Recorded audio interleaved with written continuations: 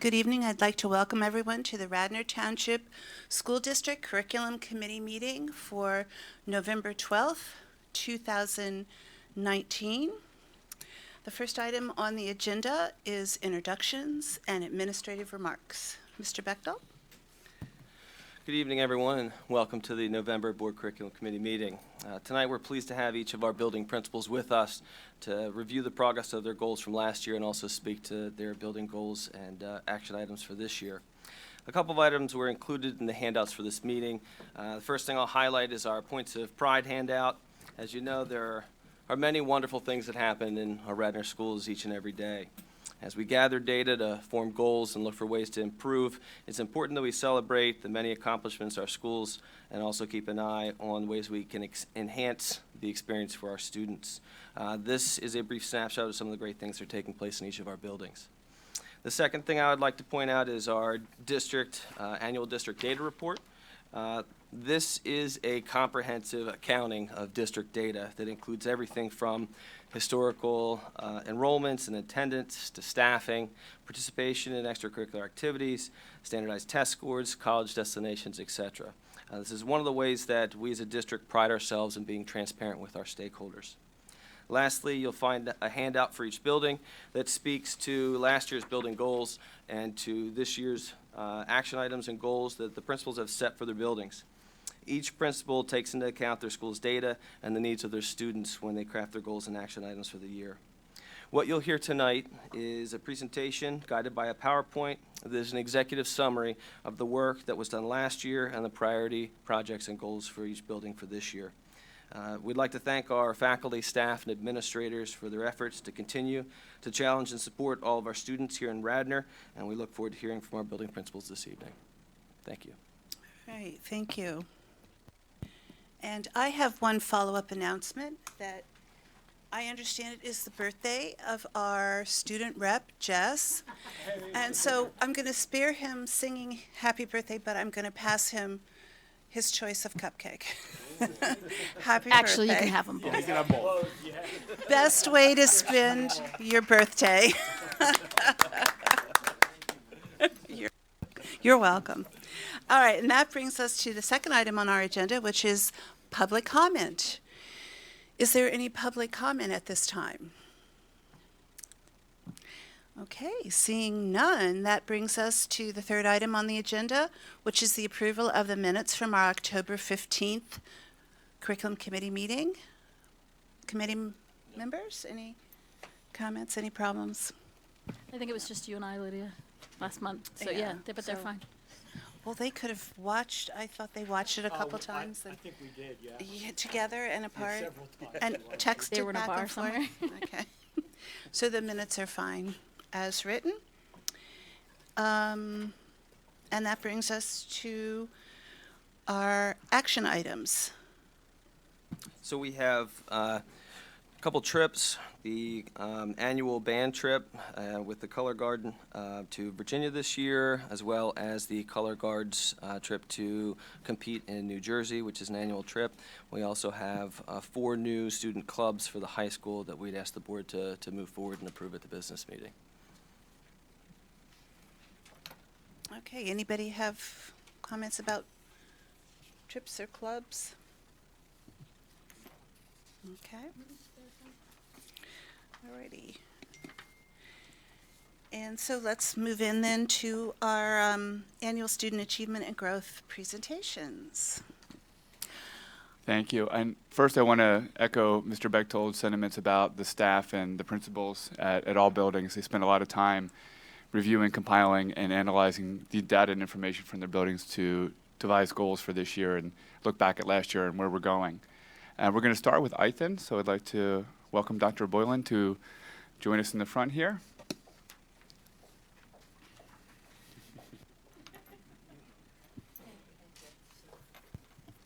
Is that on? Welcome. Okay, thank you. Hello, and I do have to acknowledge that our birthday boy is a graduate of Ethan Elementary School. Fine young man. With a good appetite, a healthy appetite. So So I am Tranya Boylan, principal of Ithan Elementary School, and I'm really pleased to give an update of our goals from last year and also a preview of our goals for, I can't believe we're saying it, but the 2019-2020 school year. So for 18-19, you see we had 3 goals. And our first goal was to focus on supporting students' development as writers. And our action steps for this goal included providing teachers with opportunities to focus on writing instruction during the 18-19 school year, particularly looking at the writing process, the use of the 6+1 rubric, and how we were giving feedback to students. We accomplished this with professional development at faculty meetings and also district in-service at the elementary level. We benefited from the district partnership with the Pennsylvania Writing and Literature Project. It really helped to support our teachers and student learning and writing, particularly around the rubric, the 6+1 writing rubric.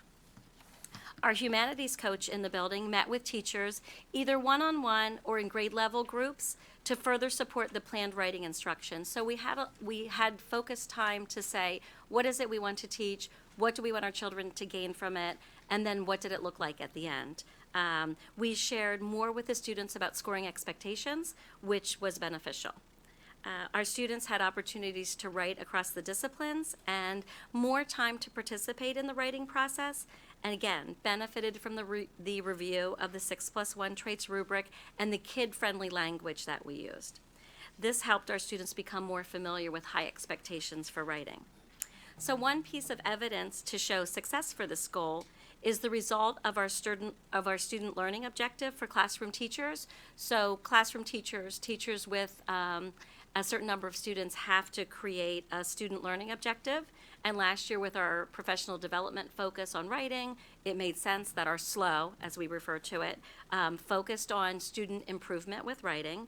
And so what we did was we looked at a piece of writing in the fall, and we set a goal for students who were not yet advanced for them to achieve higher scores in at least 2 areas on the rubric. And we had quite a bit of success with that. Of our 22 classroom teachers, 15 teachers scored in the distinguished range and 7 scored in the proficient range. So that demonstrated growth in writing. We would hope that we can attribute that to all the professional development and the focus. So that worked out well. As a follow-up to that goal, our humanities coach, Janice Rendon, is going to be making a presentation to parents about writing at our PTO meeting planned tomorrow night at 7 o'clock in the cafeteria at Ithan. Our second goal focused on responsive classroom, and we've really had a great second year of full implementation of responsive classroom practices, and that's evidenced by, if you walk through the building, every day you will see a morning meeting, you will see purposeful use of teacher language, a full school behavior expectations, and activities that support community building. These practices with responsive classroom emphasize both academic and social and emotional learning. Our teachers have expressed an enthusiasm for responsive classroom, and they seek to deepen their understanding of its use. So again, we have 2 faculty meetings per month. We focused quite a bit last year with a good number of faculty meetings on responsive classroom and a good number also on writing. Teachers really value this ongoing professional development. They've been able to attend some one-day conferences. In the past, we've had teachers volunteer to attend a 4-day responsive classroom conference, which was wonderful. And then last year, our whole staff benefited from a full-day responsive classroom training on June 17th, which was a great way to end the year, to do some planning to start the year. So that went well. As part of this goal, we started a 5th grade student council in October under the guidance of our guidance counselor, Claire Jones, and it ran through the year with monthly meetings and projects with a focus on community outreach. We have so many 5th graders who are interested in being part of student council. It looks a little different than what you would typically expect. Anybody is welcome to be on student council. Anyone is welcome to come to a meeting. Anyone in 5th grade is welcome to help out with our projects, and we've really had a lot of success. The students really participated with our PTO community outreach. We had collections that include canned food, a canned food drive for Thanksgiving and one at the end of the year for families who needed food support in the summer. They did a warm clothing drive. They collected holiday gifts and toys for families in need, sports equipment, and school supplies for our adopted school, which is the Morton School in Philadelphia. So what we really wanted was to make sure the children understood what they were doing, why they were collecting items, and a good number of our families actually take their students with them to the Morton School in Philadelphia in the spring, and with all the books that we've collected, they hold a free book fair. So every child at the Morton School is able to take home at least 2 books, and they have the advantage of participating in a book fair similar to what we hold at Ithan. So that's always been a good success. We continue to hold our NEST meetings. I know I've shared a little bit about NEST meetings, assemblies, and our faculty meetings using the responsive classroom morning meeting format. So we are modeling with each meeting we hold with staff what we expect in the morning meetings that take place in the classrooms, and that's been successful. We've used a behavior incident report system, a BIR system, to collect data on behaviors so that we can compare information from year to year. This gives us information on what areas to investigate. I have to say, happily, that the number of behavior incidents is small, so small that it's hard really to gather much data from it, but it does tell us the areas that we should focus on. We've also instituted more check-ins and check-out opportunities for students who demonstrate at-risk behaviors. And what we found is students who might be having trouble socially or with their behavior really benefit from a greater adult connection at school. The check-in is simply that: how are you doing? What did you do last night? Or have a great afternoon. What's your plan for the weekend? Excuse me. And what we found is the children feel more a part of the community, and we've had some success with that. So we will continue to implement responsive classroom this school year, 1920, with a sustained emphasis on creating that community that we expect to meet the needs of all of our students.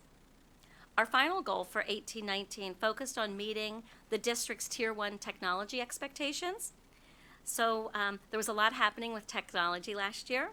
We had a successful year of integrating the changes in technology into our daily practice.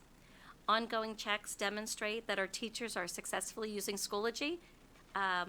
It was a rough start in September, that there was a lot that had to happen in a short time, but all of our teachers are using Schoology to communicate with families. Probably the biggest difference being that our 4th and 5th grade teachers post nightly homework on Schoology.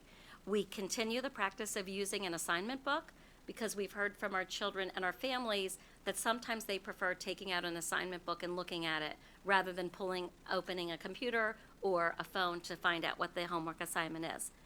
We've been successful in reducing our whole class emails that go out.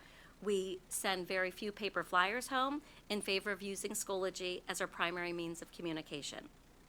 So from that aspect, it's been a great way for parents to receive the class newsletter and to find out about upcoming events. Our teachers attended faculty meetings focused on technology professional development and also individual and team training with our technology liaison, which is actually a classroom teacher who volunteers to run sessions before or after school, and our technology coach, who's there once a week to help solve problems and share techniques for using Microsoft 365 and Schoology. Again, it's been a little bit of a challenge, but we are being successful. The District Technology Day, also held at the end of June, really served to help teachers prepare for the changes that were taking place this year, 1920, and help them get ready. So I would say all in all, 2018-2019 was a very successful year for Ithan Elementary. Our PSSA results show that all student groups, and this is a big accomplishment, that all student groups demonstrated an increase in performance from the previous year, and we had continued high achievement on the PSSA. Most notable are the high percentage of 4th and 5th graders who scored proficient or advanced on English language arts, the high percentage of 5th grade students who were proficient or advanced in math, and our 4th grade students, the high percentage that performed either proficient or advanced in science. So also notable was that all student groups showed growth when we look at our PVAS data. And again, if you remember the old charts, blue and green are good, red is not so great, and we had all blue and green, which is really an accomplishment for our teachers to take students who are high achieving and have them show growth with the year. Also important, one of our subgroups of students are students with disabilities. 61% of students scored in the proficient or advanced range, so that's something that we are proud of. So with these wonderful results, we continue to work to improve with our students both socially and academically, and so we do have goals for 1920. Our first goal is to carry on with the implementation and refinement of responsive classroom practices. We want to continue building that community and establishing our social norms. The one thing we're adding this year is with the change in start time, we found 10 minutes at the end of the day that we're trying to implement closing circle. So we have morning meeting in the morning. We've really found that to be a great bridge with whatever happened before you got to school. Take a minute to breathe, slow down, talk to your classmates, your colleagues, I was going to say, and then focus on the day, and then the same thing at the end of the day, trying to take about 10 minutes to pack up, reflect on the day, and leave happy. That's what we're working on. So our teachers and staff will continue to expand their understanding and the use of morning meetings, closing circle, continuing to work on our purposeful use of teacher language, our full school behavioral expectations, and our community building. We're going to emphasize again both academic and social and emotional learning expectations and opportunities to share information with parents. So this is what we've added, is we want to work more with our parents in sharing what we're doing with responsive classroom and working with our student population to create problem solvers. We're going to continue to meet to enhance our learning and encourage participation at conferences for responsive classroom. And one other step we've added is we've created a diversity, equity, and inclusion team. We're really excited about that, to investigate next steps to build more inclusive practices in the school. As part of our plan in August, all teachers at Ithan were provided with a copy of the book Daring Greatly, How the Courage to be Vulnerable Transforms the Way We Live, Love, Parent, and Leave by Brene Brown. And we use that to kick off our school year, and we'll focus on it with faculty meetings and sharing throughout the year. It's been pretty successful. Our second goal focuses on continuing to analyze available data to guide instruction and intervention needs. So our teachers and staff want to ensure that we're challenging and supporting all of our students to achieve and grow through our staff collaboration and our review of data. The goal of our student referral team and our data team are always to use data to create plans or interventions to encourage this growth, both academically and socially in our students. We meet regularly to look at the data, to share data out with teams of teachers, and then to plan work with our teaching teams to support instruction and to identify areas of focus. We do this with our PSSA results, when our students take the NWEA, when we have our reading results through the Fountas and Pinnell. Any assessment we give, we take time to look at the results to say, what does it tell us about our instruction? Our final goal, our third goal, continues to focus on technology. And again, we're moving to use Microsoft 365 more and to use greater features of Schoology. We're hoping that our teachers will continue to use it to communicate with families, to post homework and events, but also to create assignments and assessments to ensure that our students are using Schoology in a greater way. Again, with the change of technology this year, we had to kind of go back and sort of realign what we were doing. But right now we have students who use their iPads in grades K to 2, use laptops in grade 3, Chromebooks in some of grade 4 and grade 5, and they're doing a lot of their assessments, a lot of their work with technology. As part of the effort to help parents use Schoology, our technology integration specialist, Libby Corman, will also be at our PTO meeting tomorrow night, 7 o'clock in the cafetorium, to help any parents who have questions about logging on to Schoology or what information is there. So in summary, as mentioned, we continue to have success at Ithan Elementary, and we're very proud of the continued recognition for high rankings. Niche.com identified Ithan as the #2 best public elementary school in Pennsylvania. We're proud of that. We're proud of the work of our 5th grade student council and the leadership and community outreach opportunities that it provides. We're really proud of our increased teacher awareness and use of mindfulness techniques in the classroom in conjunction with responsive classroom, and that is to help reduce student stress and encourage a calm approach to learning. And I think if you come to Ithan, you'll see that in practice. But overall, we're really most proud that our students are learning and growing within our strong positive culture of a welcome school, a strong community, and our really strong established partnerships with families. Thank you, Dr. Boylan. We're going to open up this time. Any questions for Dr. Boylan about Ethan? All right, committee members, anybody want to launch in? Go ahead, Sarah.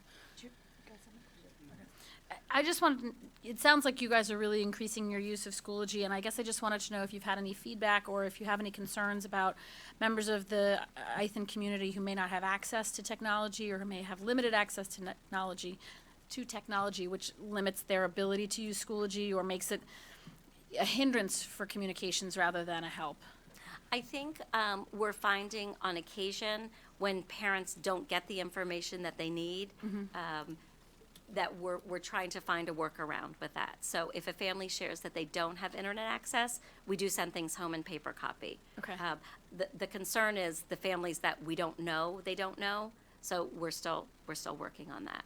I would say we have had some families express that they don't want to use technology to find out what's happening in their child's school. That's been a small number, but there have been a number of families who shared that. And so when people come, because I actually was one of the people who's not a big fan of Schoology, but I went to there was a training last year at the middle school on how to use it and set up notifications. So do you feel like you've properly notified everybody? Because I think I disliked it less after going to a training on how to use it, because it's not initially, I think, very user-friendly until you figure out, oh, I go in, but I'm not actually associated with a child till I click on this. Like, my account is different from my child's account within the program.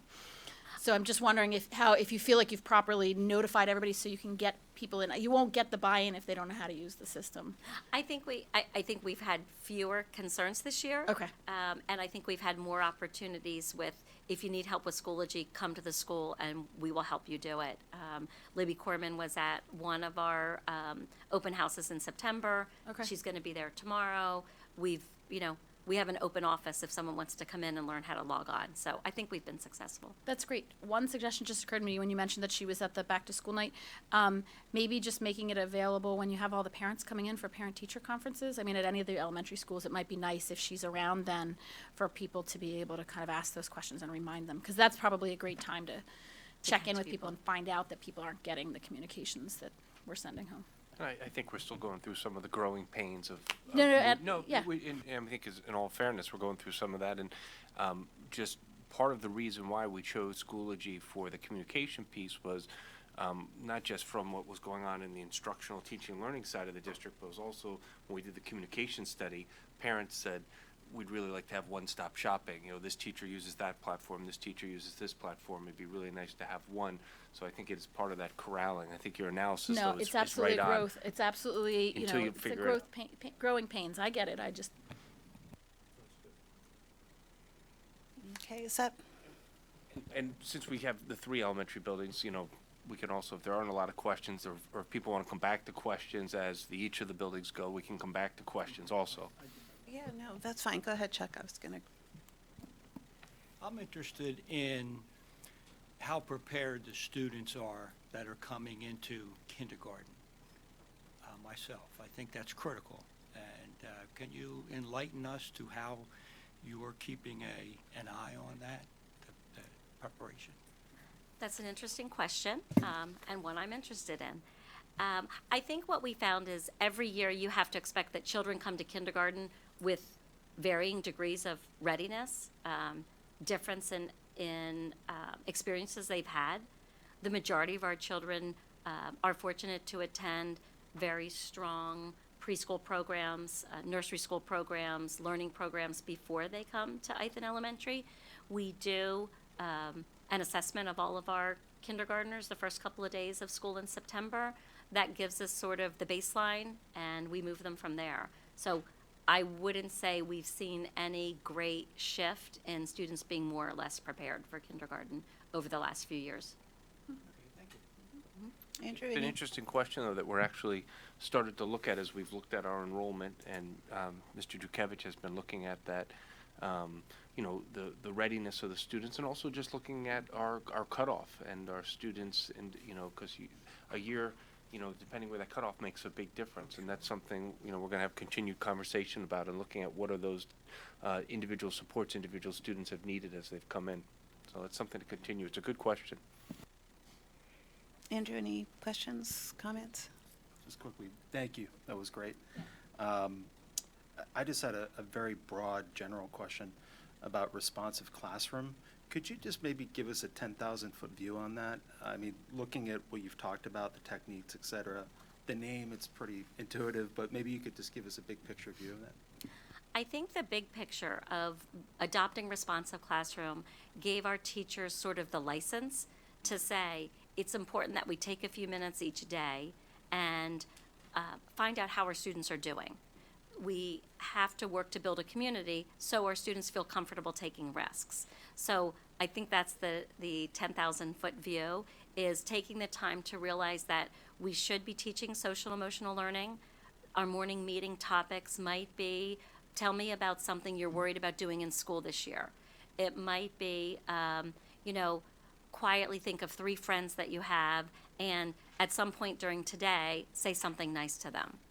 But it's also important that we have expectations throughout our school. So whether you're in 3rd grade or 5th grade, whether you're in the library or the gymnasium, we have the same expectations for behavior. We're using the same language. And we focus a lot on positive teacher language, saying exactly what you meant to say in the way you meant to say it. So giving feedback that is specific so that children know what it is they're doing well rather than good job, good job. And I think the most important thing, and a lot of this are just good teacher practices, but interactive modeling, that's spending time in September to say, this is how I would like you to organize your desk, walk across the courtyard, line up, take turns, and really just taking the time to teach those things. Again, we have a very full schedule. If you look at the elementary schedule, there's no time set aside for homeroom or for any of that stuff. So a few years ago, we talked about, our standards for English language arts include speaking and listening. And part of learning to get along in a community is speaking and listening. So we sort of carved the time out of our language arts to do that. It's been exciting to see. I was over at a couple of classrooms where a morning meeting, students were handed a fraction, and part of that morning meeting was where they were then going to put that fraction on the board to talk them with their partner next to them. So there are, within the responsive classroom, there are really academic components that get to, that still has you doing both, which I think has been an exciting aspect of it as well. Agreed. Thank you. I just want to reflect back to you that I absolutely love your presentation. And what I love about it is the dual focus on the social emotional learning, which has been a goal of yours, and I commend you for that. But that you also talked about the reason we're in school, which is the academic measures, and how you've so skillfully balanced those two really important things. And I can hear it from the way you talk about the PSSAs and the NW maps and your even your F&P. I mean, you're looking at all the important stuff, but that you've added the other critical component, which is that we're focused on the whole child and raising well-rounded, good citizens. So, I mean, I commend you and thank you for this. I love it. Thank you. Thank you. Thank you, Dr. Bowen. Welcome. Next, we're going to welcome the Radnor Elementary team, Dr. Anthony Stevenson, and our Dean of Students, Heather Esposito.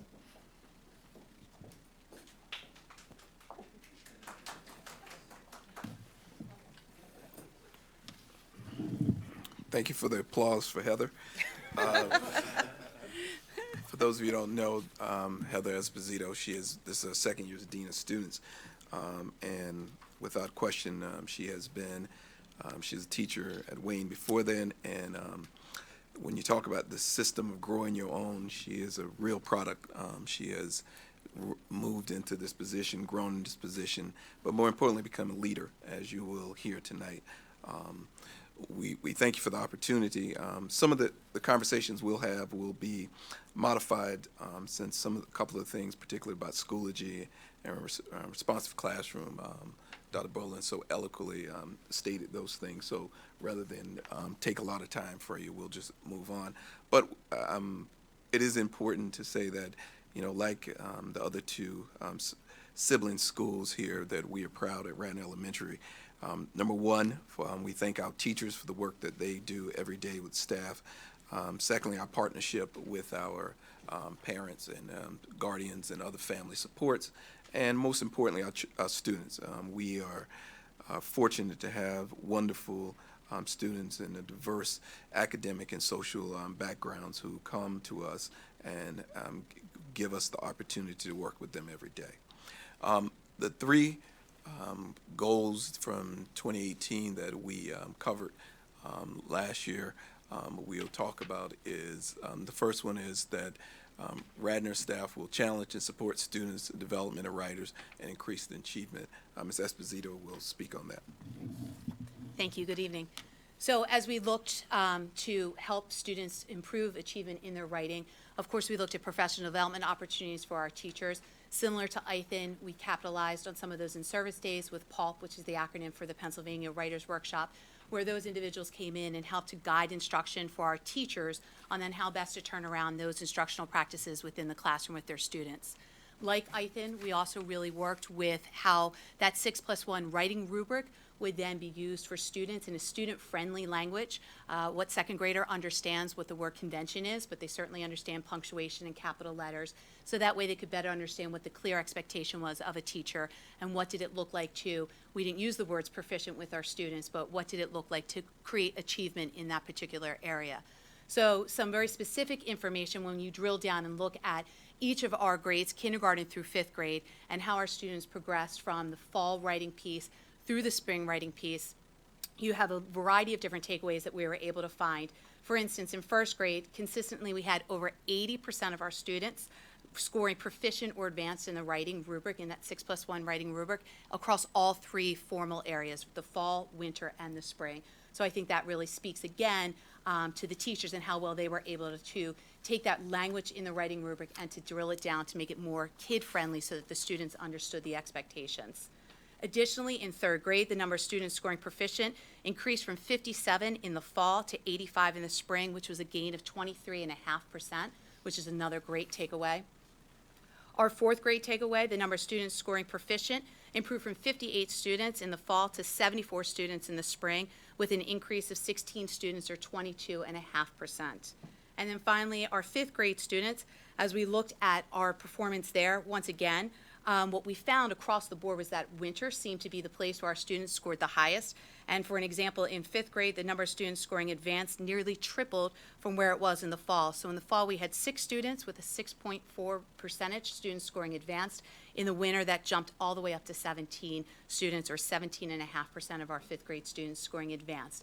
Advanced in the writing rubric, there's 6 sections, a maximum score of 6 in each area, so 36 being your maximum score, and a score of 33 to 36 will score a student in the advanced range. So as we look at general takeaways, as we look at all of that data, what we really saw was consistency. And that consistency in grading came from bringing teachers together to talk about best practices, not just in instruction, but in grading. Grading writing can be very subjective, so how do we make sure that teacher A and teacher B look at the same writing piece and can come away with a similar score? So that really spoke to the power of those professional development opportunities that were, provided to the teachers. In terms of our 2nd goal, responsive classroom, very similar to what ITHN was doing, but in the difference being at Radnor Elementary School is that we were in our very first year this year. Last year was more of an exploratory year where our entire staff participated in a book study. We had the staff reading Teaching Children to Care, tying in a little bit to our 3rd goal with technology. We utilized Schoology and book study groups within Schoology for teachers to post responses to questions as well as challenges. We wanted to hear what they really saw as some roadblocks to implementing responsive classroom practices in the school as we began that endeavor full throttle this year. Those conversations were developed across grade levels, across disciplines, so that it wasn't just a silo of a 3rd grade group of teachers working together and talking about what they could do or could not do with responsive classroom, but how as an entire school were we going to create this community. We also capitalized on the June 17th in-service day by having an all-staff training of responsive classroom. At the same time, there were approximately half a dozen of us who were contracted staff who had already gone through that training on our own, and we spent that time coming up with school-wide expectations. So you had most of your staff down in the theater being trained in responsive classroom practices, and about 6 to 10 of us working in the library, identifying those expectations that are now part of our life at Radnor Elementary School. So from the very first day of school in September, the students were able to walk in and understand what the rest way is, which I'll explain a little bit more when we get into our 1920 goals. So the third goal is was Schoology as well, which you heard some from Ethan. But there's a trifold for us. Number one is that, as Superintendent Batchelor said before, that it was a growth out of people saying they wanted to have a one shop for communication. The second is that it gave us an opportunity to streamline at the school to help identify the transition, particularly for 4th and 5th grade students, to have homework posted, because while we still did it dually in relationship to having the written down homework, it did give an opportunity for those parents who wanted to transition, and students, particularly students as they're preparing for middle school, to have a lot of online piece. The third one becomes a great interest because Radnor Elementary is coming upon its 20th year anniversary, and Radnor Middle School, which became one of the first green schools in the nation, it is going to be a part of our launch to this 20th anniversary to transition away from, as much as possible, which is already, I have to give credit to the district piece, where online forums and other things, that it is something that we want to increase participation in, as far as having less dependence on sending paper versions home in backpacks, which sometimes, as some of you know who have students at this level, that get lost in somewhere. We don't know where that ends up, but it doesn't come out of those book bags, but to have online piece. What we found through this is that the communication, it allowed homeroom teachers to have consistent feedback, but it also gave parents reference to go back to. So when the student came home and said so-and-so happened, parents were put in the position that they had an opportunity to move forward to reference back to. So it is in the infancy, but it's a growing, as it was said before, that is increased participation as we go along. So when we look at our goals for 2019 and 2020, the district, one of the district goals under leadership of Superintendent Batchelor was talking about equity, and one of the equity pieces that it started with a pilot program at the high school and wanted to expand it to trickle down to those all levels. There was an interest at the elementary to have those conversations at our schools.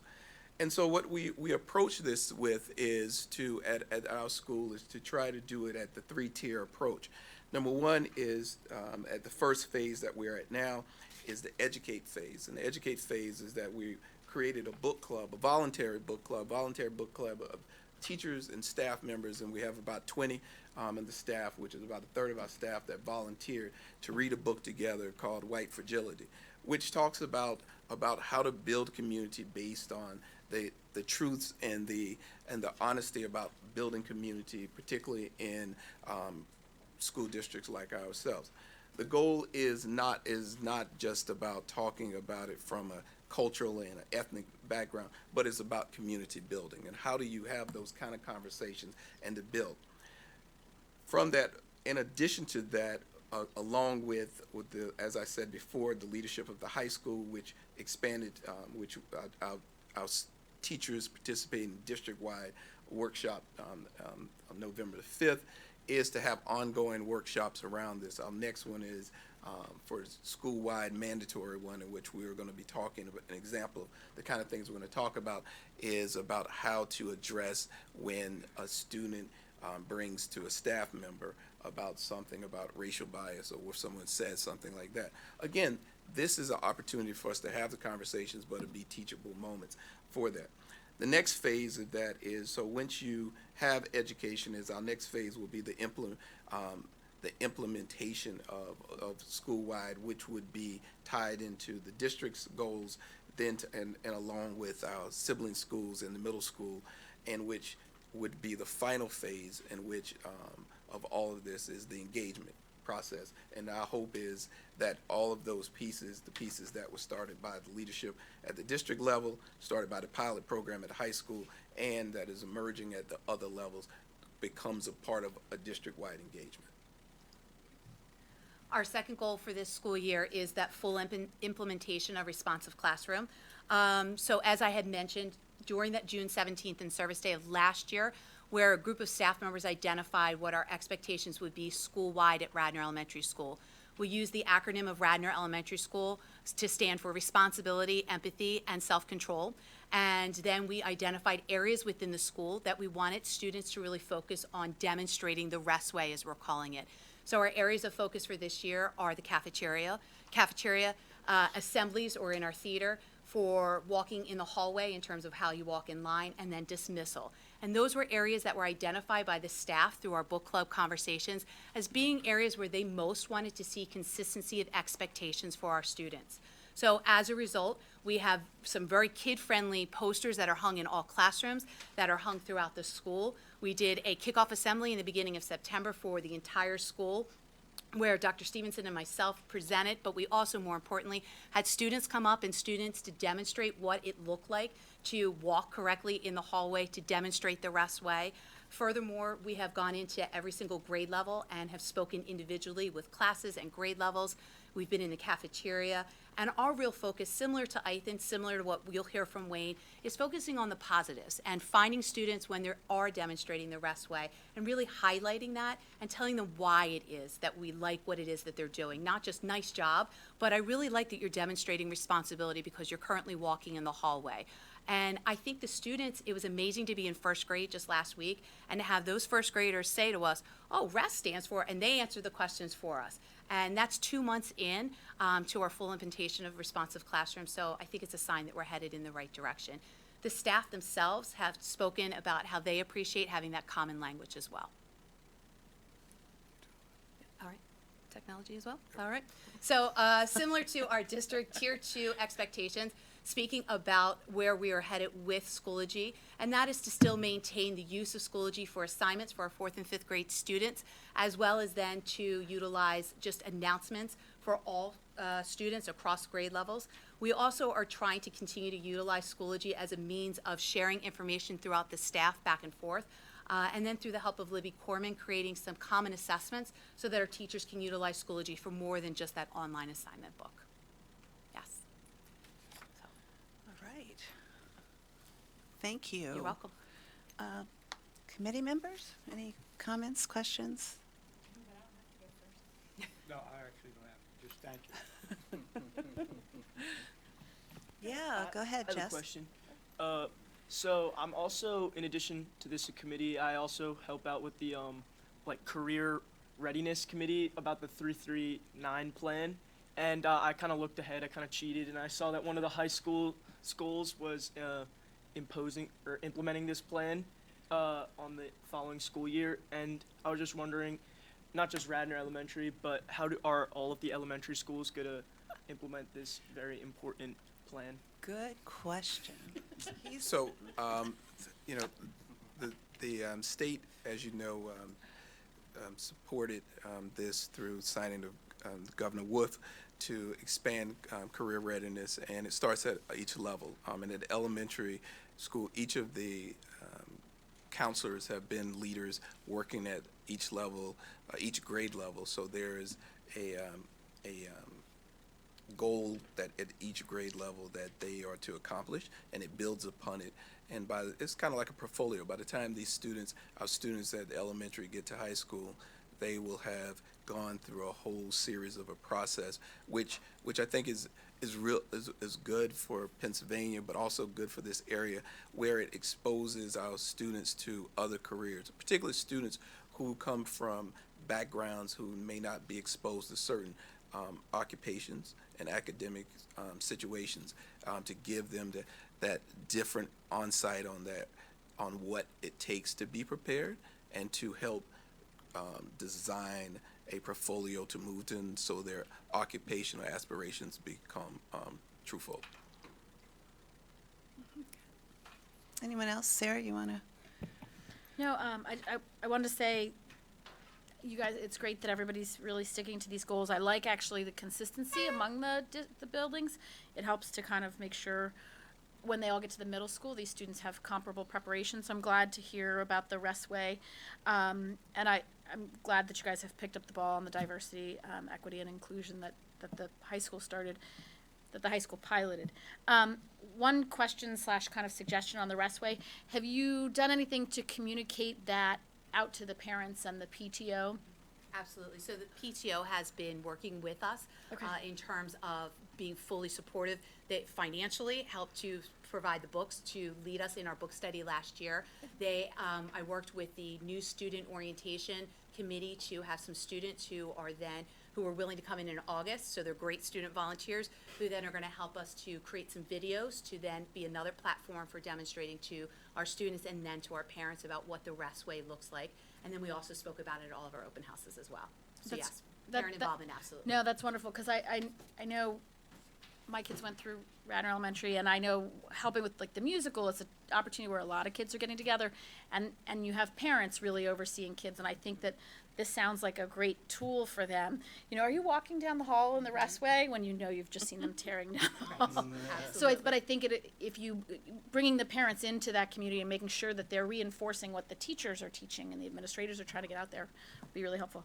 No, thank you. I think this sounds good. I'm glad to see that we're following on following on Ethan with the responsive classroom. I think it seems like it's been really successful there. So I'm glad to see we're rolling it out at Radnor as well. Thank you. Another thanks. Appreciate it. Just one quick comment. I took Grant, he's a second grader at Res. Took him to the book fair recently for Donuts and Dads, and he loved it. And it was a great time. But I just wanted to mention quickly, though, you were talking about writing pedagogy and assessment, and, these issues are so important, and I think it's just worth mentioning to the public that, really reading and writing, these basic skill sets are the foundation for pretty much every other academic skill set, including math, science, et cetera. So it's very encouraging to hear that these curricula are effective for RAS teachers, and it's good to hear about that. So thanks. Appreciate it. We're going to take the approach. We're hopefully getting Dr. Wortham to come do some lectures on us about that. Oh, Stan. Excellent. All right, thanks, Andrew. I have one specific question about the data that you mentioned, and I think I just missed it, but were those PSSA No. results you were No, quoting I from? was quoting data from the 6+1 writing rubric. So Okay. those were scores that, again, teachers had provided based off of their score on that writing rubric in our 3 areas, our 3 assessments, formal assessments, fall, winter, and spring. And so these were the teachers scoring Yes, them ma'am. and then calibrating Correct. their scores to each other. Got Correct. it. So I love your goals.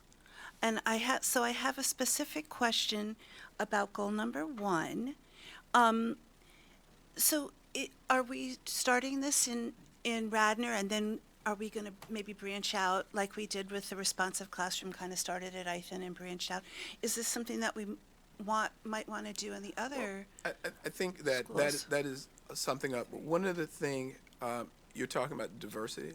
I equity goal. am, yeah. So one of the things that is important to understand is that while it's good to have the district-wide equity umbrella, which is great, each of our schools have their individual culture.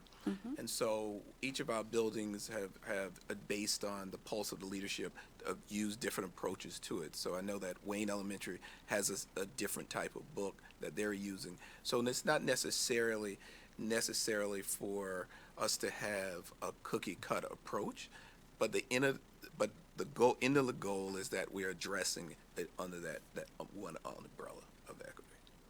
Okay. So then this is a sort of provocative question. And all Do three, we all think- 3 elementaries, do you mean to cut you off? Go So ahead. all 3 elementaries did participate in the training. So the equity training that happened on November 5th, all 3 elementaries were involved. And I think there's a nuanced approach, similar to how we list our goals and priority projects. And, for one board member, one priority project is another board member's goal, another board member's goal is another board member's priority I project. gotcha. That's Which is good. That's a little bit, Which which is is good, good, and that's yeah. part of what happens with our buildings as well. Yeah. But as, Dr. Boylan mentioned, that equity is a topic that all the buildings are looking at this year. Okay, so you don't think that it's a particularly more of a problem in Radnor than the other But elementary I schools? just want to be clear that this is not based on any problem. Gotcha. It's based on Okay. being proactive. Okay. Again, this was based on the conversation. As I said before, Superintendent Batchelor asked that we move forward with a pilot program at the high school level, in which then other schools be a part of it and create their own. And each of the schools have those. And the good thing about this is and I speak for Radnor, but I think I speak to, but I'll just stick to Radnor. Is that we're doing it from a proactive piece. So what we don't want to do is, the worst thing to happen is you find it a lot of times in public education, we become reactive Right, about these which we things. don't wanna Particularly be. is that we have these things historically have never been addressed, and we charge schools to do it, in which they don't have a control out of those outside factors. But what we're doing is trying to have those conversations so that people, particularly our members of our staff and teachers, are equipped to bring the supports for those across the board. Wow, thank you for that. I love that goal, and I commend you for running with it. And let's, I hope that this is something that, I know all the schools are looking at it, and I hope it's a huge success. And, we don't want to reinvent the wheel. Maybe we can use it elsewhere. But I'm glad that also you answered something I misunderstood, which is that we're not addressing a problem. But I love the fact that you're being proactive. So I commend you for that. And I just, with your goals, want to be sure, so this goes along with my comments to Ethan, that we balance both sides of the social emotional with, the data teams. So I presume that you're going to be doing all the data teams and looking for, making sure everybody's performing and succeeding. I just didn't see that, I don't think, in your Well, goals. as Superintendent Batchelor stated, that we chose these top three, but under our Director of Elementary and Teacher Learning and Director of Secondary Teaching and Learning, this has become a part of the priority that we will constantly be a part of our professional fabric. Yeah, okay. Well, thank you so much. Thank you. It's exciting. It's really exciting. Thank you, Dr. Stevenson. Thank you, Radnor. Mrs. Esposito, hold tight there. And we're going to invite now Mrs. Nancy Ferguson, principal at Wayne.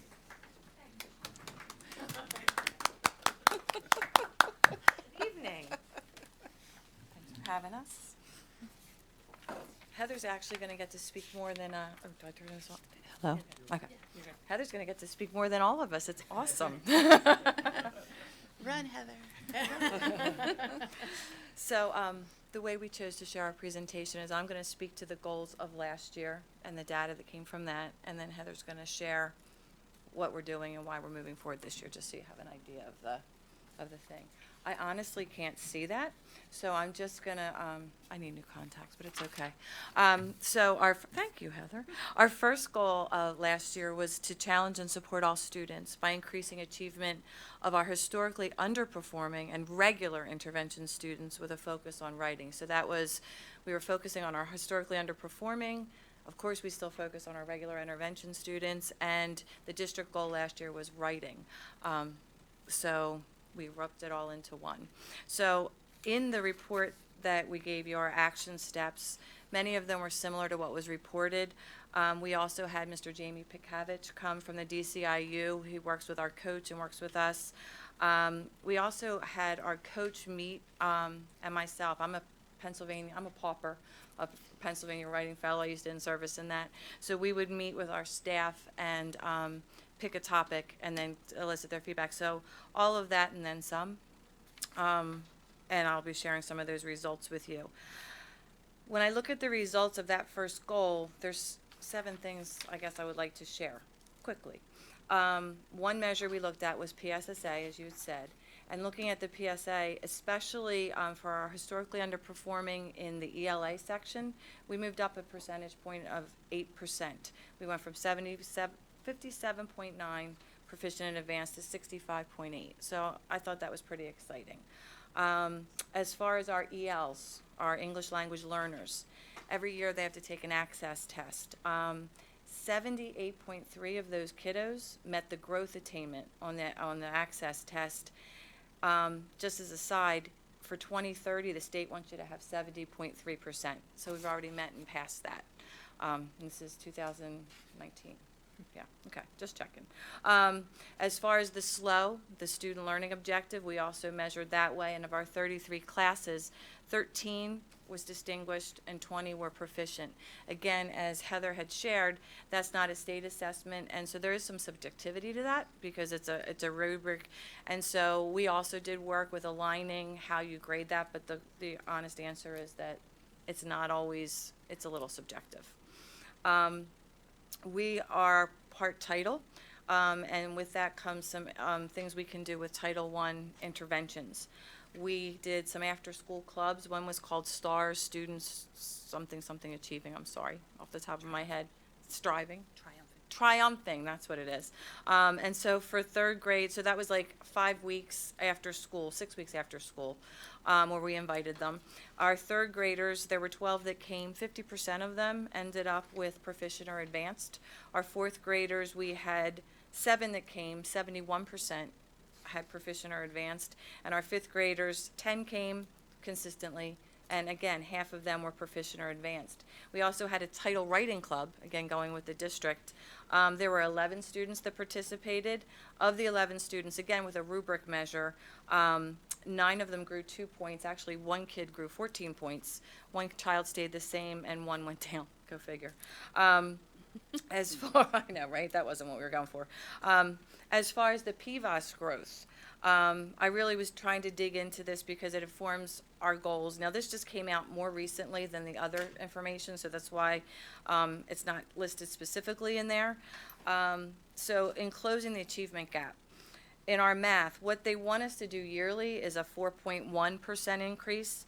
This year, for our historically this year for all of us, this year for our historically underperforming, we did 3.25. That's nice, but that wasn't exactly the goal. So what that means for us going forward next year, we were supposed to be at 16.44. This is year 4 of a 6-year cycle. So next year, we're supposed to be at 20.55. That's why it's still a red triangle. So we made growth. Honestly, we're going to continue to focus and work on this, but I don't know how we're going to close that much because every year it gets bigger and bigger numerically. So we're growing, but it's not changing that little red arrow. In ELA, we were supposed to do 3.24%. We did 7.8. Yay, we doubled it. We should be at 12.96. We're not. Next year, we're supposed to be at 16.2. But whatever we're doing and their action steps are listed, it's inspiring because we doubled what we were supposed to get. Science, and that's the 4th grade measure, we did not grow. And it makes me crazy because I look at it and I think, it's really good, our numbers, the achievement. But when we dug down, we were supposed to get 3.7. There was no growth there. It was actually a negative growth. So next year, we're supposed to be at 4.63. And Heather's going to talk about some ideas we have, but one of them is having our EL teacher work with our science, that part of it, because they're part of that population that had some difficulty with that. So that's with there. And then another thing, we're just proud. And I was sharing with Lydia and Chuck earlier today, the first time I had to present, I was the school that's SPP went down. And I was like, hi, here I am. But for the past 4 years, it's gone up incrementally.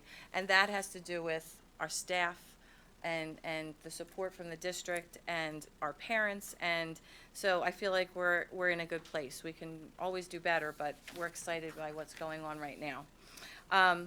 Our second goal was our school-wide positive behavior, and you've heard about responsive classrooms, and we too, and Heather will share that, are doing morning meetings.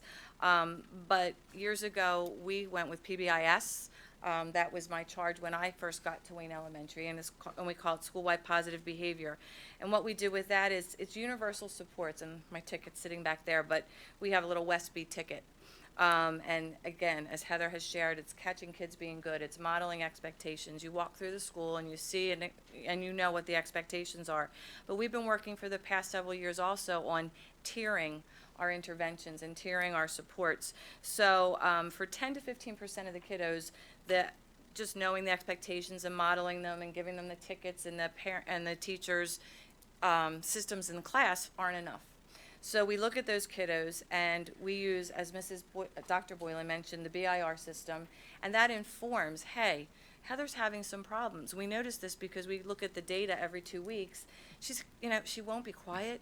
She's fiddling. I've asked her 4 times and prompted her, and still she's having problems. That's not expected. That's not typical. And as our student response team, and we've created a tier 2 team, we meet. And there's several things that we can do. We have something called check-in, check-out. And that's when adult is basically a cheerleader. So I have a little kiddo, not me personally because I'm in meetings a lot, but we have teachers volunteer, and they might come and it's a little sheet of paper in the morning and it's like, we're going to work on you keeping your hands to yourself today and saying kind things. I know you can do that.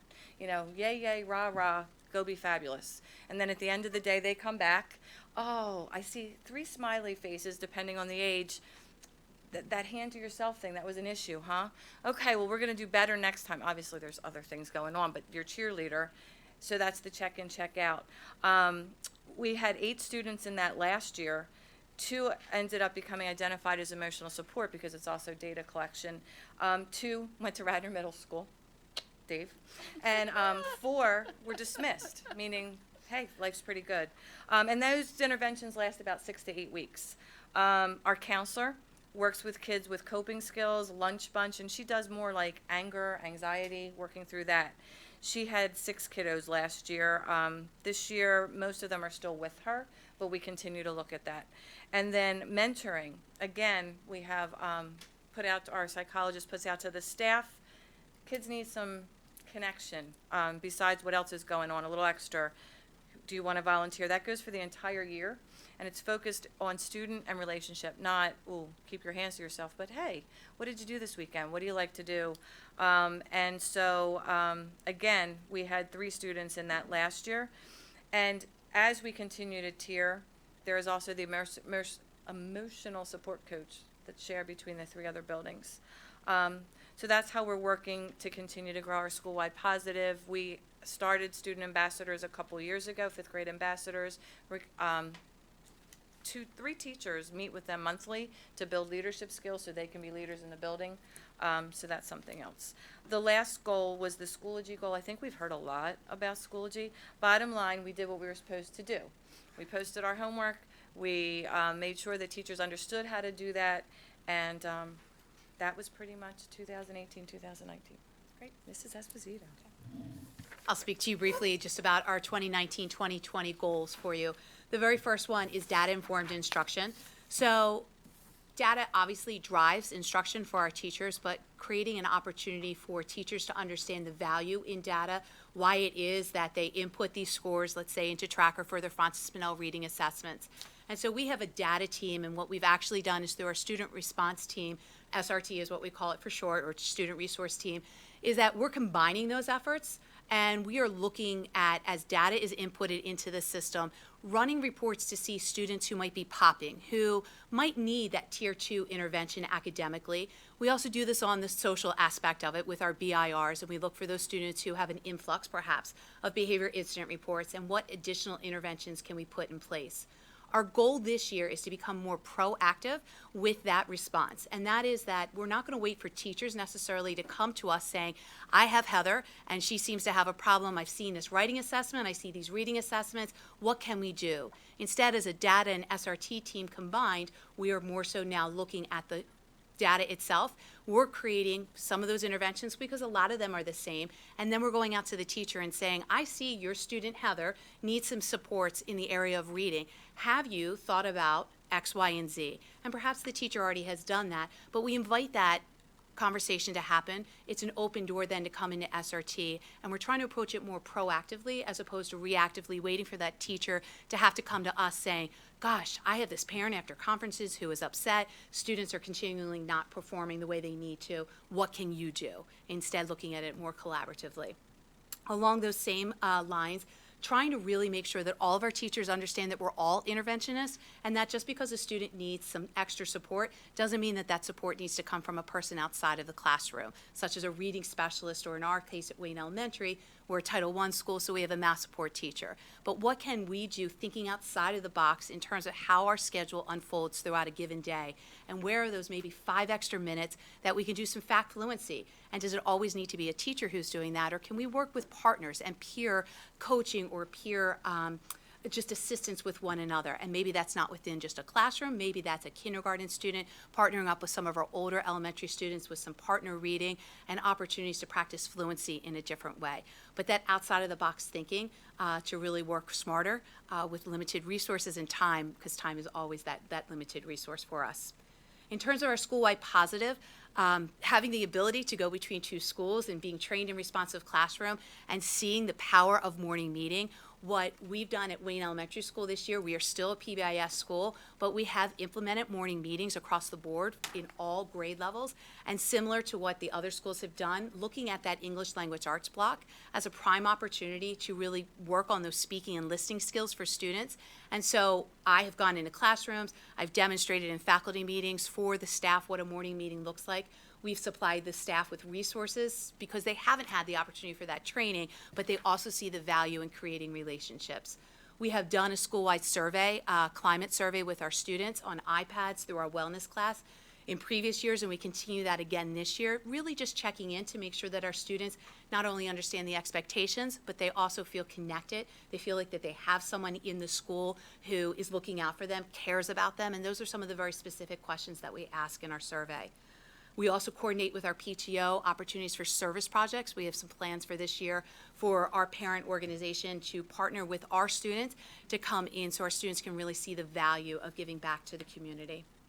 And then continuing on with the district-wide technology goal, and we are capitalizing on all resources, whether it's Libby Corman through the district or it's our building tech liaison. We have monthly tech meetings.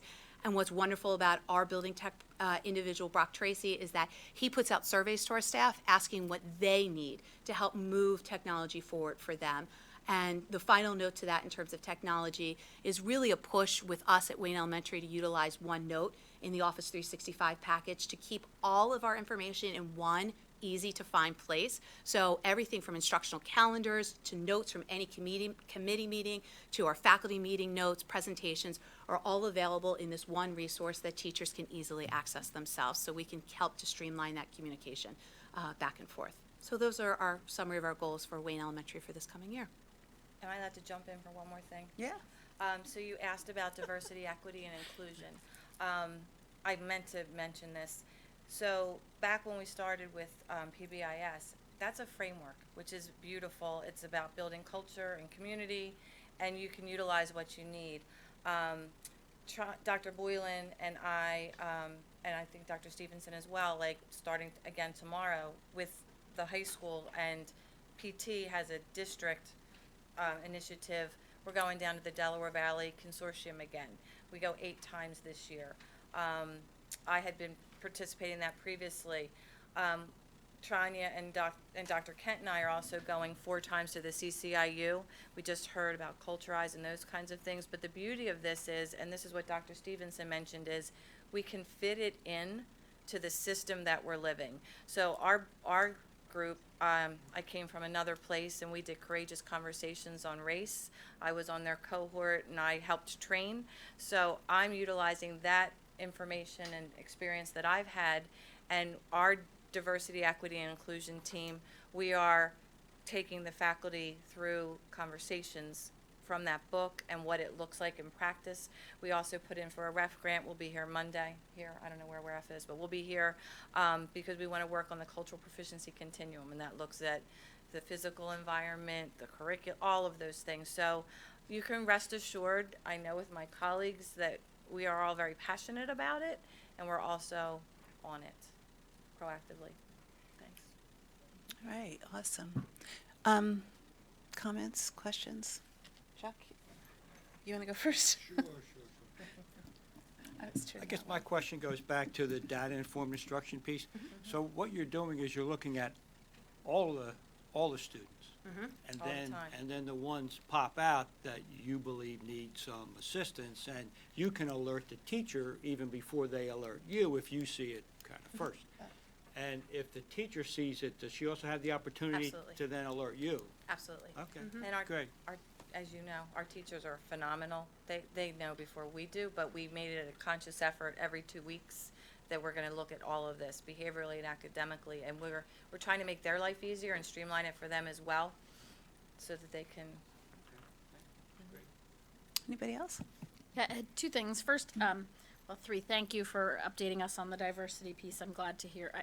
I assume you all have it covered, but it's nice to be reassured and hear it stated for people in the public who may not have assumed that. Two things. One was the,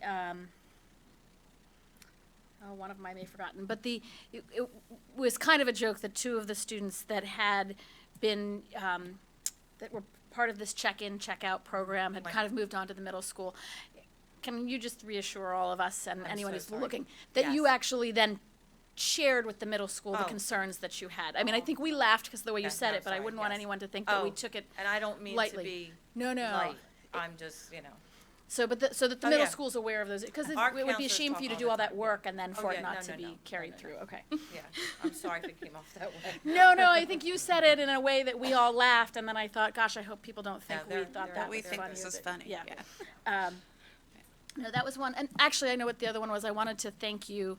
I appreciate how positive the responsive classroom has been at Ethan, but I appreciate that you have a different system. It's working. When Andrew and I toured Wayne a couple of years ago, you showed us the ticket system, and it clearly was helpful to the kids. So I appreciate that you have a different system and you're open to other systems and incorporating the pieces that work, but not just kind of flip-flopping, oh gosh, okay, today is responsive classroom, as opposed, and just kind of swaying with the wind. I appreciate that you're just kind of maybe steering the boat a little bit differently and incorporating pieces that work, but recognizing that we don't expect these all to be cookie-cutter schools, that we appreciate the individuality of your district, or of your building, and that it's working for you, so you're just incorporating additional positive pieces. So thank you. Thanks again. I have to say, I'm kind of curious about the difference between PBIS and so responsive classroom and then school-wide positive behavior. Is there a pithy way that you could maybe describe that difference? I'm kind of hesitant to open up any kind of. No, not at all. I can give you the very short of it. Sure, Both thanks. are, both programs are based off of expectations. Both are based off of positive language and identifying students when they're doing the right thing. The biggest difference with PBIS is that we're giving a ticket. So there's a reward, a tangible reward for executing the same behavior in a responsive classroom setting. There's no tangible reward at Radnor or Ethan, and that's really the biggest takeaway and difference between the two programs. You take your tickets, you cash them in, you get something. So it's that whole reward system, or intrinsic is really extrinsic, intrinsic. Great. Thanks. So you guys talk my language. So thank you for all the hard data on, really, honestly. I don't think have that, so this is maybe a conversation, for a future curriculum planning meeting. We don't have it disaggregated by school, the PVAS, I don't think. So but that, more to come. So I really like the way you presented this with hard data on what we care about. And again, the same comment, I love the balance between the academic success and the growth, and then that you're teaching to the whole child and the emotional support piece. So I'm just thrilled with what's going on in the elementary schools, all of you guys. It's just really wonderful. So that's my feedback. This just came out, so that's just Okay. probably why. Yeah. And then just the timing of when we're preparing and when we're giving it in Yeah. I'm just saying I know my colleagues also have their information. Yeah, I know on they do this. too. And so I think we just need to talk about, and also, we did start that conversation this week. I think a lot of people need a course on how to read the data. So we'll get there, but yeah, I really like that you gave us the details. So thank you for that. All right, so my preference would be to keep going unless,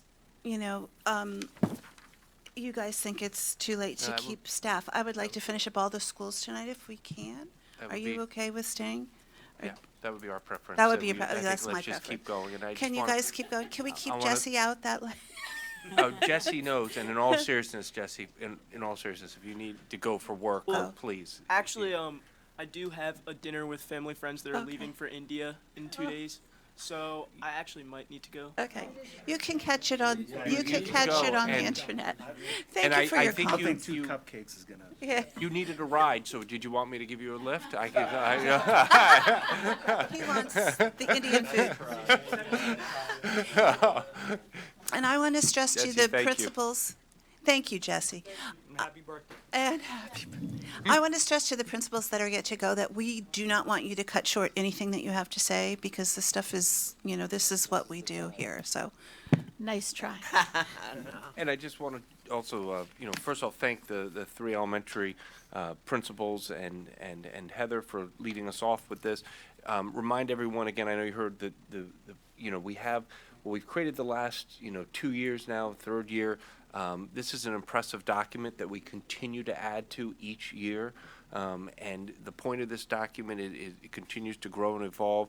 We can certainly do some of those pieces to make sure we have individual breakdowns by buildings and different pieces as this goes. But we wanted to have one-stop shopping for all the data, and also have an opportunity for the board and for our public to see all the data in one place. And so we continue to grow this because this is important. It's important that we're monitoring this. It's important that it is somewhere where we can find it. And every year and throughout the year, I go to this often. And there's different pieces, whether it's from our individual scores or looking at our college acceptances in the different colleges.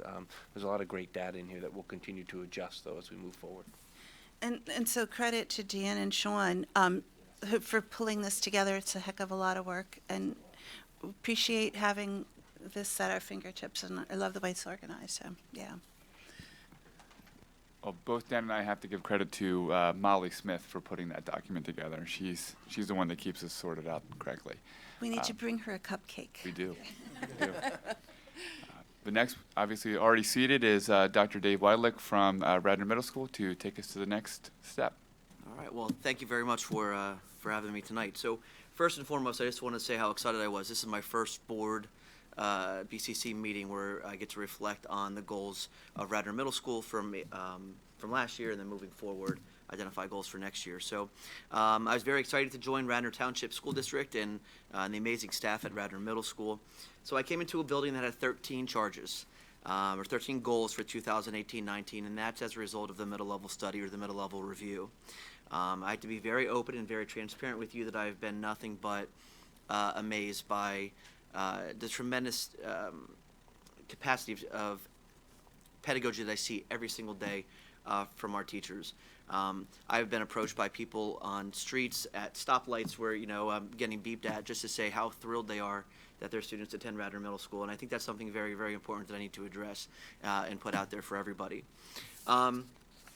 So I want to start with just some reasons to be Radnor proud. So again, me being brand new principal to this building, I came into a building that has consistently been within the top 3-4 middle schools in the state of Pennsylvania, and that's also accounting for charter schools and private schools. So, I came from a tremendous school, and I joined an even higher ranking one, so that's something to be very proud of. Most specifically, in 2019, Radnor Middle School has been ranked the second best middle school in the state of Pennsylvania as based on niche rankings, and even more impressive, 47th in the entire United States. Our math counts team were the 2019 Pennsylvania State Champions, which is something that is a tremendous task, and one of those members represented RMS at the National Math Counts competition in Orlando. Pivoting towards some STEM-based competitions, Radnor Middle School took the award for the most creative application of civil works at the 2019 Future Cities competition. 10 of our students advanced to the state competition for Pennsylvania State History Day, and extending outside of the bricks and mortar or outside of the academic realm in terms of community relations. Our students organized Mini-thon and raised over $87,000 to support 4 Diamonds at Penn State Hershey's Children's Hospital, which is it just speaks again to the type of students and the types of staff that we have. We're not just academically focused, we're whole child focused. So let me get to the goals. So as I said, there were 13 goals that were identified as part of the middle level review. And the first one is to create a process to evaluate data and inform instructional practices. And one of the worst things that you can be is data rich and information poor. And that's something that I know that the administration and the staff of Radnor Middle School last year worked very hard on. It's something that we're going to be working in 1920. So the staff at RMS completed the development and the implementation of processes and procedures for identifying, analyzing, documenting, and communicating significant variables behind building level data. We had some coaches, they created this these comprehensive folders in which teachers can take a look at the classes that they taught and the students who were on their roster specifically. These data portfolios contained information from standardized assessments, from PSSAs to CDT to MAP assessments, common assessments, course assessments. They're able to see trends from last year to this year. Are there specific anchors, or are there specific targets that are consistently we're not meeting growth, or we're not growing in, or are there areas that we really need to address? And then those teachers can develop plans for individual children and develop plans as a class unit in order to attack those needs. Moreover, performance summary sheets showed overall grade level performance, and like I said, individual content anchors. These portfolios were updated throughout the year, so it's not just, hey, here you are, August, here's what you have, go with it. There's something that was ongoing. Teachers use the data to identify overall strength areas, as well as improvement regarding eligible content and assessed anchors. And this goal is something that will be continued in 2019-20, and most likely continued in years on after that. The second one was the implementation of the 339 school counseling plan at Radnor Middle School. So last year they were in year 2 of the school counseling plan, 339, and students participated in career cafes, completed inventories, met with their school counselors to identify some interests and some careers that might be of interest, whether they're going more down that college route, or they're going to go more towards the career route or the workforce after college. But the career cafes had members of the community engage students in authentic conversations, and community members shared their career path and interesting facts about their profession. More specifically, they were looking to kind of ignite a spark in kids. That's ultimately, at this level, that's what middle level is, igniting sparks in kids. Students continued goal setting in 2018-19 in their Radar advisory groups by writing academic goals, social goals, and career goals using the SMART goal format. Both the Career Cafe and the SMART goals were recorded and monitored in Naviance, which satisfied the requirements of the school counseling plan 339. This goal as well will be continued into the 2019-2020 school year. The next goal was to establish a unified vision of rigor, both in content and methodology of instruction, that includes appropriate opportunities for professional development and collaboration time for faculty. That's pretty wordy.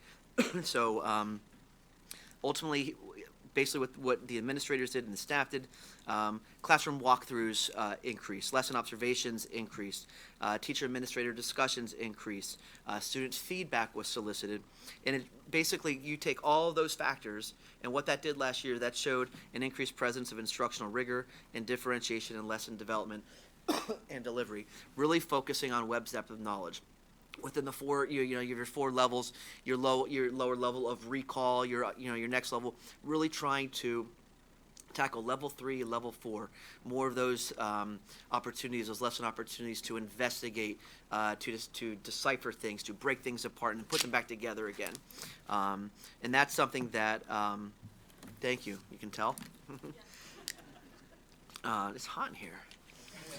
So, more specific, to add, the staff completed lesson study tiers that reflected, where they had the opportunity to reflect on differentiation, on rigor, on student engagement, and this goal too will continue in 2019-2020.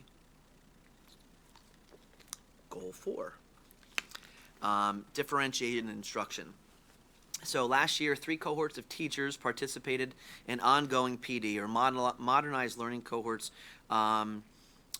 and this was through Pete Grandy and Krista Lay, who came and they presented numerous times throughout the year. And their presentations really focused on effective and differentiated instruction, which ultimately led to implementation, reflection, and refinement of teaching practices.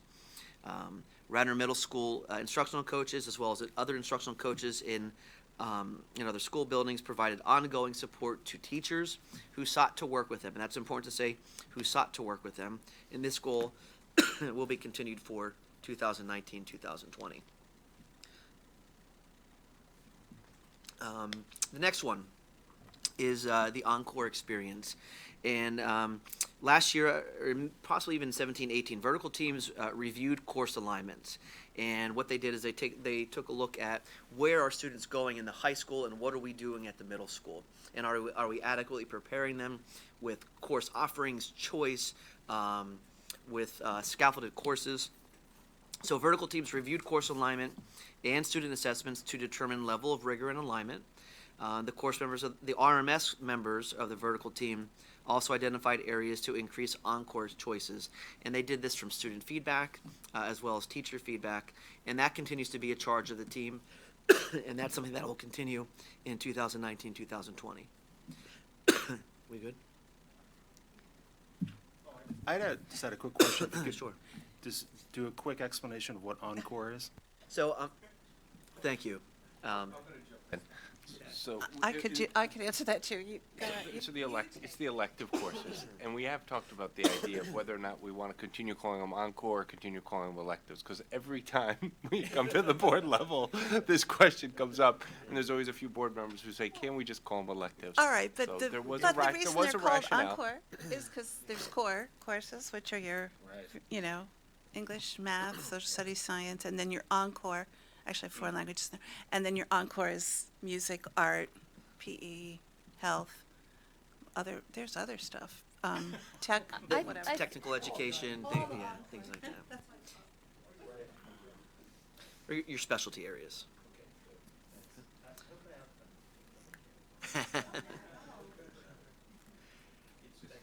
It's been a funny running joke with me, only because often the board asks, and then often parents will ask, and they'll say, "What is it?" And so that's all. It's the opposite of core. Okay. It was actually Chuck's suggestion way back when. It was actually. Yeah, I thought you were on the committee that named that. I think I was, probably, yeah. Can we find it on video? It's there somewhere.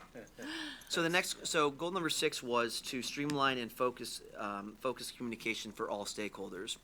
And in talking with Dr. Kent, talking with the teachers and even students of Radnor Middle School, integral feedback from stakeholders improved consistency and reliable methods of communication to and from administrators, teachers, support staff, students, and basically the entire school community. And this growth area was reinforced in conversations that I had with over 60 staff members during my first few weeks of school.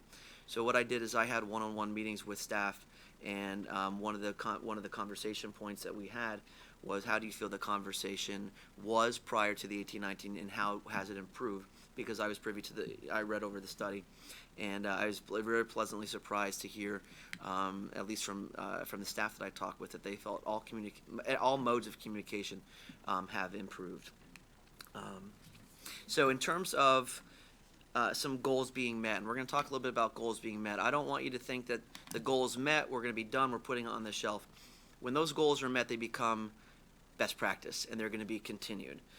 It's just the steps that took to get there. That's what I'm saying, that they're completed. So they're not going to go, aside and not be looked upon anymore. They're part of our best practice. So, the streamlined and focused communication for stakeholders, we consider that to be met. The next one was to empower the Radnor Middle School staff to contribute to building work that fosters academic curiosity, informs social emotional awareness, and lifelong learning. So there was an increase in staff participation in building committee work last year, and this positively influenced the comprehensive educational experiences of all children at Radnor.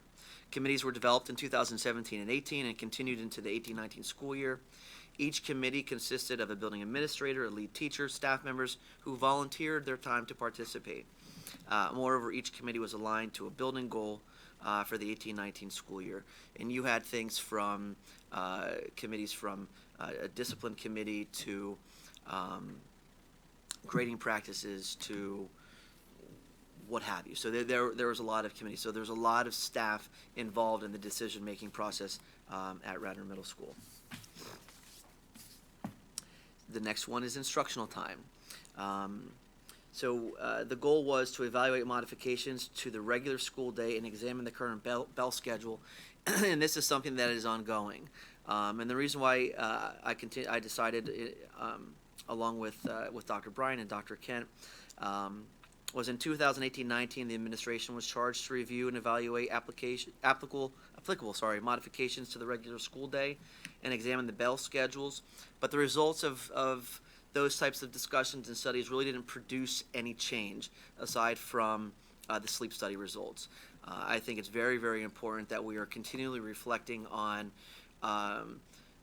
class time, class offerings, bell schedules, because fortunately, kids change. Bell schedule shouldn't stay stagnant. So it's something that should be consistently ongoing. So that is something that we're going to be doing again. We're going to be looking into for 1920. This next goal, one of the reasons why Radnor Middle School is such an amazing middle school and is seen as a paramount school, if you want to call it, is because of our integrated programs.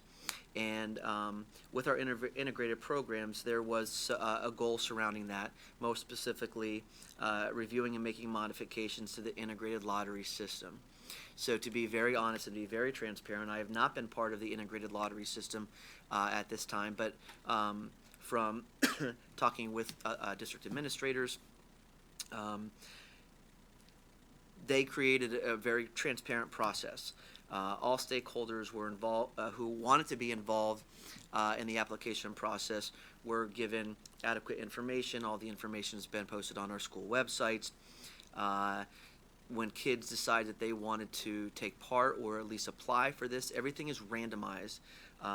So basically all the kids' names were put into an Excel sheet, random numbers were assigned from a random generator. First 40 names got in, 41 through 45 were alternates.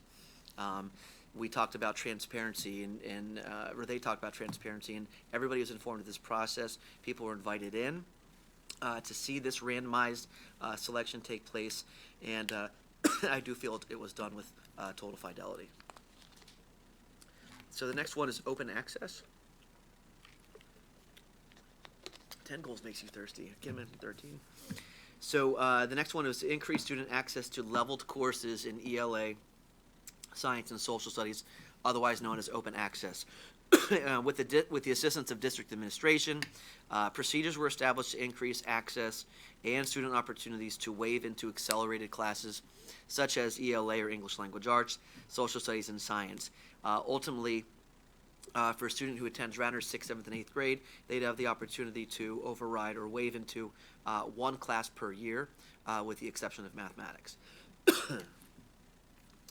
The next one is writing across disciplines. We feel that this goal was met, as well as the open access goal. The goal was to support students' development as writers by refining our instructional practices to facilitate high-quality writing across all disciplines. Again, I just want to reinforce, even though we consider the goal met, this is something that's becoming best practice. So the RMS staff last year participated in PD, professional development, and worked diligently to create writing lessons utilizing the Pennsylvania Writing and Literature Project process.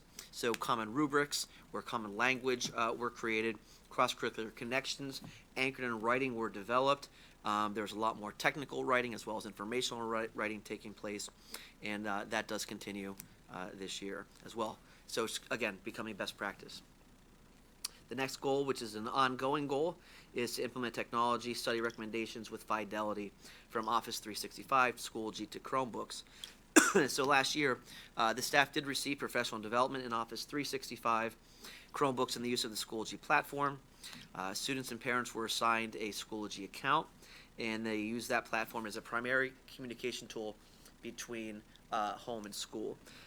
All teachers became proficient in Schoology usage and use it much, much more than just a document warehouse or a digital assignment book. Schoology, having experienced it in my former district, has so many supplemental tools that can be used in the classroom and out of the classroom, from forms to different types of chats that you can have with your counterparts, to quizzes, to assessment. The world is, I mean, it's at your hands.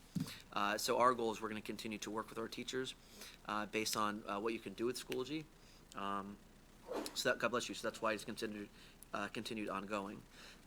And lastly, the 13th goal was student wellness. And this is also an ongoing goal. Student wellness should always be ongoing. And last year, a committee studied and reviewed the status of student wellness in the domains of social, emotional, behavioral, physical, and college and career capacity wellness. This goal is going to be continued for 1920.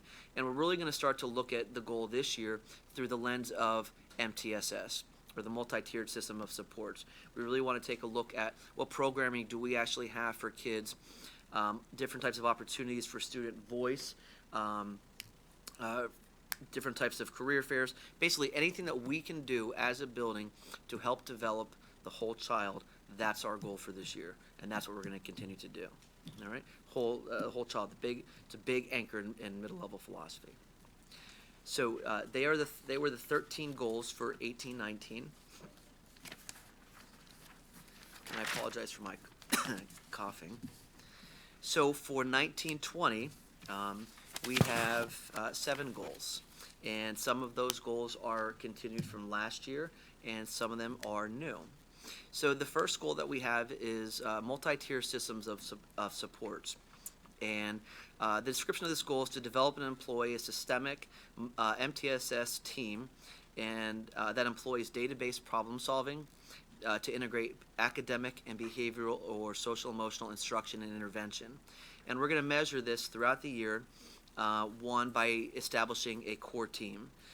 This team will be charged to examine our current intervention structure and appropriately and effectively tier interventions to meet the goals and the needs of students identified in the process, whether the students are special education or general education students, special education students, or what have you. So really identify tier 1, 2, and 3 interventions. The next goal is continued from last year, data-informed instruction. And how I started the goal a few minutes ago was the worst thing you could do is have all this data rich and information poor, and we do not want that. So we're going to continue to reflect upon and fine-tune the processes that charge all academic stakeholders to evaluate comprehensive performance data and use that data to inform and drive pedagogy. So we're looking to establish a data information cycle or meeting times with all grade level and encore teams, so we could really peel back the layers of the onion here. We're peeling back layers to how are our kids doing, where are there common anchors or eligible content that we're missing, what are we going to do to help address that. We're going to work with teachers to help develop a working knowledge on how to read and interpret data and examine past and current trends in performance, like I just said, and collaboratively determine ways to close achievement gaps. Goal 3, which is the school counseling plan. We're going to continue with the goal from last year. Our students will actively participate in a career fair or symposium and continue to create academic, social, and career goals using the SMART goal format. The 4th goal is rigorous learning and student engagement. We're looking to provide professional development and collaboration time for teachers to create lessons and units that are differentiated, rigorous, and actively engage students in the learning process. We're going to continue to establish opportunities for teachers to engage in instructional coaching, peer observation, lesson study, and an added layer to this is to solicit student feedback and voice. If kids just can't be receivers, they need to be active participants in education. So we really want kids' voice to help us reflect on lesson and unit delivery. So classroom walkthroughs, of course, observations, we're looking to see an increased presence of rigor and differentiation, talking with students, creating open dialogue among teachers that really charge them to reflect and fine-tune lessons and fine-tune units. In terms of differentiation for Goal 5, A couple other cohorts, excuse me, of teachers are going to participate in some of the training from Pete Grandy and Krista Lay around differentiated instruction. Teachers who were in cohorts last year, they're going to be involved in refresher courses and individualized one-on-one coaching sessions with Pete Grandy and Krista Lay, as well as the instructional coaches here at Radnor Middle School.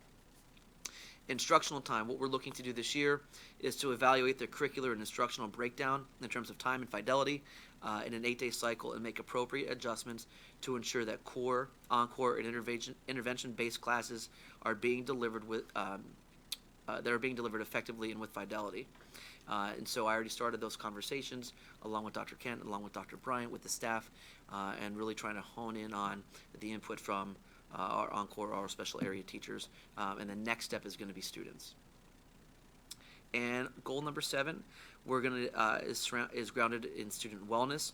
We're going to continue to study the status of student wellness in the domains of social, emotional, behavioral, physical, and college career capacity.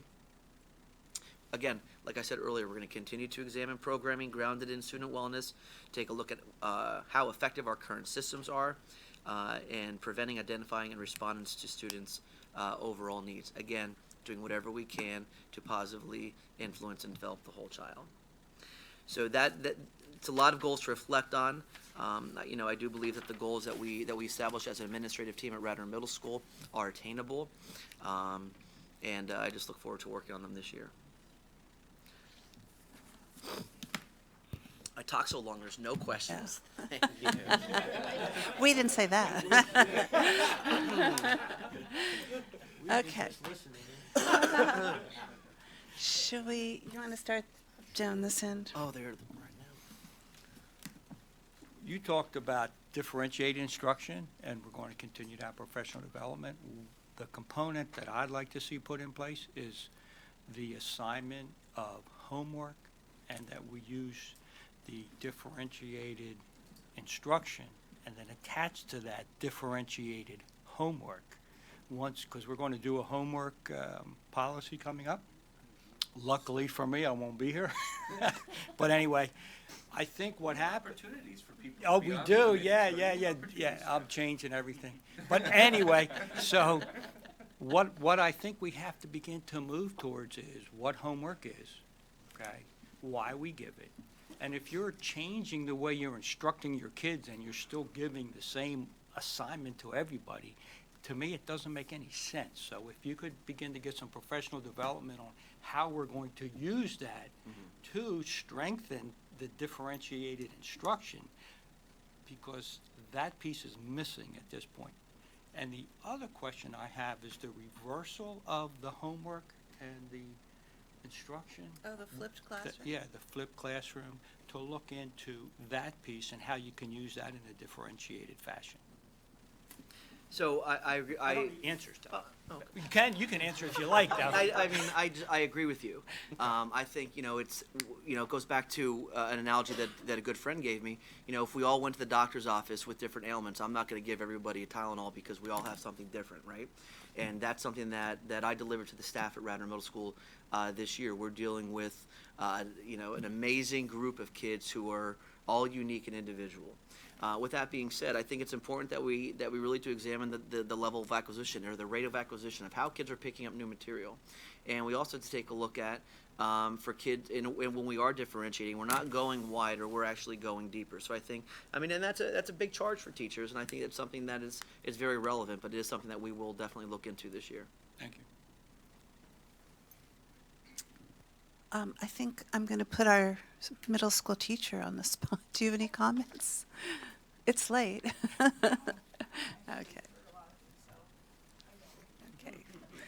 Thank you. So first of all, I want to say one of the concerns I had when I was reading through all this, and I got a preview, I checked with Ken. I appreciate that you're still looking at the review that people have put so much effort into. I'm glad to hear that the middle school teachers and administration are still working on that. I know this committee was very busy and didn't get feedback or didn't get the updates we'd kind of hoped for in the spring, but I really appreciate that you guys haven't said, oh, they've forgotten about it, that you've really all kind of kept running with that. I know it's probably hard for you to come in kind of midstream when that kind of thing's been done, but I appreciate that from what I understand, the teachers and administration are continuing to support you and didn't let that ball get dropped. So I really appreciate hearing that. And that I think it serves as the basis for a lot of the work you've done. Kudos to all of you for handling 13 goals. I think the elementary schools had their hands full with 3, and I think 13 was a lot to chew. I appreciate that you narrowed it down to 7. I mean, I think we struggle with this as the board. It's like, look, we have all these things we want to do, but if we're focusing on too many things, are we really succeeding at any of them the way we hope to? So I appreciate that you pared it down. I wanted to give a comment to Andrew just because I think it's important for background, and it's something that as a community we need to make sure we're addressing. That the encore classes, sometimes there's a feeling at the middle school at least, there's a feeling among students or among parents maybe that they aren't important because they're not core classes. And I think that doing that really detracts from the value that they bring to a student. Just because it's not math, just because it's not language arts, doesn't mean it's not a really valuable class. And letting that message sit out there when parents kind of let their kids say, oh, well, it's not important what grade you got in family and consumer sciences. It's not as important that you do well in music. Detracts from the value that those teachers bring, and frankly, it leaves our students missing something, right? These are really valuable courses that they're offered. They have access to fabulous teachers, to a fabulous program, and and I know it's because the middle school years are tough, but when we don't take those classes, when we allow students not to take those classes as seriously as they may their math or language arts class, we do them a disservice because they miss out. And then later on, if they realize that's an interest they have to catch up because they missed out on those foundational opportunities we gave them in the middle school.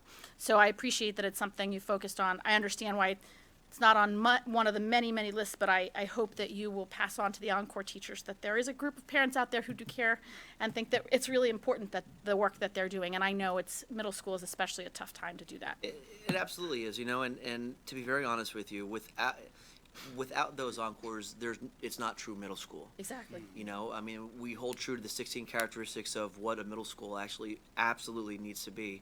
And I think that at Radnor Middle School, we're doing everything we can to hit every one of those characteristics, and and that including the encores. We're looking at it. Yep. It is continuing conversations. I know that there's great respect among staff from core to encore. There's just great respect in the building in general. But it is definitely something that we're looking to because the cycle base that we have it right now is when it was developed, it was done with the best interest of kids in mind.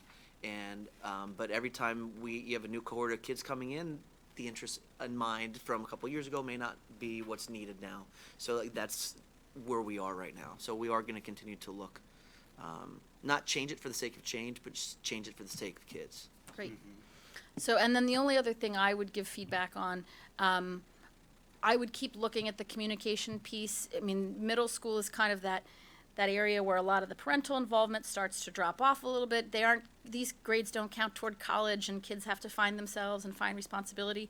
But I think that assuming that parents are still watching for communications and that they're getting them, very specific, but kind of as an example, the parent-teacher conferences, the high school parents get a letter from the high school. I know students who got sent home with a letter in the middle school. I didn't get one. We knew because it was in the Radnor Reader, so I went looking for it on the website, and 3 or 4 different parents all had different experiences all in one grade. So not that that's, the only thing. A lot of the communications are excellent, but I think making sure that people feel like they really are getting the information will be very, very helpful to the mission and succeeding in all these different. And I really do appreciate that feedback because we're, again, for as great as middle school is, it's also a challenging time. Like, do we do backpack notes? Yep. Like you might do like in K1, 2, 3. Should we just rely solely on electronic communication? Should we do a little bit of both? And we are trying to be responsible in all facets, including fiscal responsibility. No, I understand that. But with that being said, it is something that any feedback that you receive, we did give students the letter, we did put it online, and then what have you. So Yeah. we're working with Mr. Petiti to streamline our communication process. Our administrative team are working together, and we'll try to get it as right as possible, and it is something we'll definitely continue with. No, I appreciate it, and I think just making sure that when you have the opportunity, solicit that feedback from parents, because I think, a lot of people aren't going to pick up the phone to call and say that, but if you ask them, they'll say, this was kind of frustrating. Okay. And I think that most of them will be pretty sure most of them will be frank with you. Okay, that's okay. Like it or not. That's all right. So, but no, I really appreciate the work you're doing, and I look forward to seeing more great things from the middle school. Thank you. Likewise, and welcome. Thank you. And I mean, for your first one, battling out a cold, that was great. PT put something in my water. That's You're right. The truth comes out. wanted to see me cough. I try to bring light. Yeah, Right, no, try to that's make it great. light. Yeah, that's good. I have to say, I mean, anyone watching this this presentation would just be, reassured or maybe reconfirmed of the value of everything that's being done here in our district, and can't help but be impressed. So, and going through what the middle school has done and its goals, it is very impressive, I have to say. There are a couple things that I think there are lots of things I could ask you about, but the whole child philosophy approach to me just seems extremely important, and it was very encouraging for me to hear you say that, and I could really tell that that's something that's very very important for you, so it's very good. I think echoing that, with electives versus core, I did a pretty rigorous core curriculum type of education in both high school and college prep and in college. So, I mean, I see the value for both, but especially in middle school, it really is a time, as Sarah was saying, for that experimentation, and, the career cafes. It just seems like a wonderful set of, options for kids to explore these things. So I was really encouraged to hear more about that. The other point that I was just going to mention briefly is that, I teach research methods, and I mean, when you say, data rich and information poor, I mean, you're speaking my language there. Whatever you put a spotlight on, you're going to find it. I mean, there's so many issues with using data, and it's very encouraging to hear that that there's a lot of thoughtfulness that it seems being put into that process. So, all very encouraging. Thanks. Thank you. Yeah, definitely. I second Andrew's comments. I have a couple of specific questions. One of these, well, actually, I think both of them we talked about in our pre-planning meeting, but so we've had issues in the past, and it has ebbed and flowed, where we've had lots of kids who wanted to get into our integrated programs and they couldn't, and then we've had other years where people didn't really want to because it wasn't cool. So where are we now in terms of enrollment for our integrated So, programs? of the programs, the majority of them are at capacity. There are two that are at 38 right now, which is too short of Okay. 40.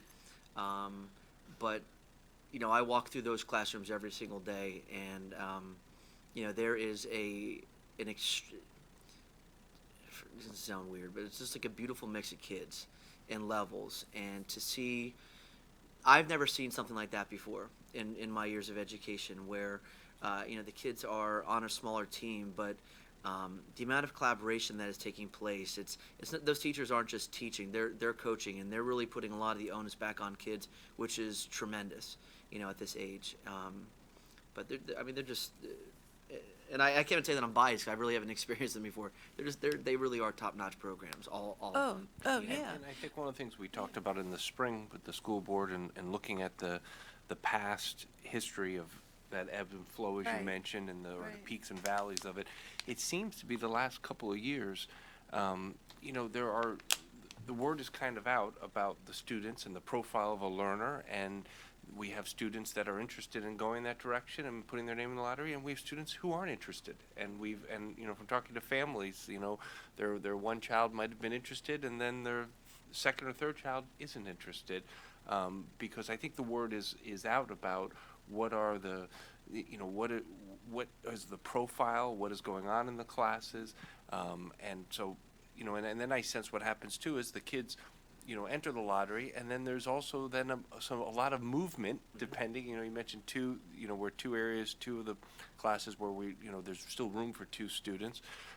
There's a lot of movement that kids get pulled off of that lottery too, because a student might enter the lottery, but then choose, for whatever reason, you know what, I didn't want to do this. I chose not to be in it. So the question we had asked ourselves in this study is, are we at that right place where we might be at the right balance? And I feel like one of the discussions we had, you weren't here in the spring for that discussion, was that maybe we are at that right place, that our parents have an understanding. I know Sarah's got a middle schooler, and I see Andrea nodding a little bit. That's the sense we have right now, but it's something we got to continue to monitor and move forward, because we don't want to see those peaks and valleys. Hopefully. Yeah, okay, so we're in a good spot right now. That's what I care about, good. And we talked about this in our planning too, and this is to come later. But I'm just very curious how the students who are waiving into the advanced classes, I'm curious to know how they've done. How they're performing. And that's, discussion for later, but, yeah, I would like to know how that worked out. So we're keeping track, and we're monitoring, and with the marking period ending and grades, at least at the middle school, are due tomorrow. Conferences coming up, so we'll probably talk a little bit more about that at a later date. But it is something has been on our radar. Yep, and just, that was also something that in the past has been kind of sticky. And so, yeah, just to know how that worked out would be great. And in other words, thank you and welcome. Thank you. Good presentation for the first one. Good? Yep. Thank you. Thank you. Thank you, Dr. Wildlick. And finally, Yeah. please welcome Okay. PT Take over for a minute, okay? Kavgas from Radnor High School.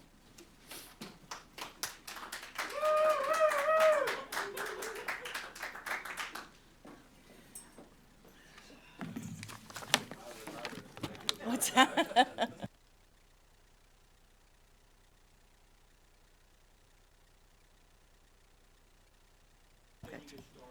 That okay? Yep. All right. Well, You're first of all, I was going to say something really nice about how wonderful it's been to work with Dr. Widlick and what a great partner he's been. waiting for the But but. that's over. Oh, awesome. The second thing that I wanted to say is if there's any issues with things from last year, there was a principal that was terrible and we had to get rid of him. I'm sorry, did I say that out loud? Who's that? Well, thank you for having me here tonight. I do want to, quickly review the goals from last year and then this year. One of the things that you will notice is that, a lot of the goals that we were looking at last year are very similar or the same to the goals that we have this year. Again, that was intentional, to make sure that we are, taking our time with them and developing them and really doing our due diligence. So our first goal last year, as we became a Title I school, was to address the needs of our historically underperforming students, and start an after-school tutoring program.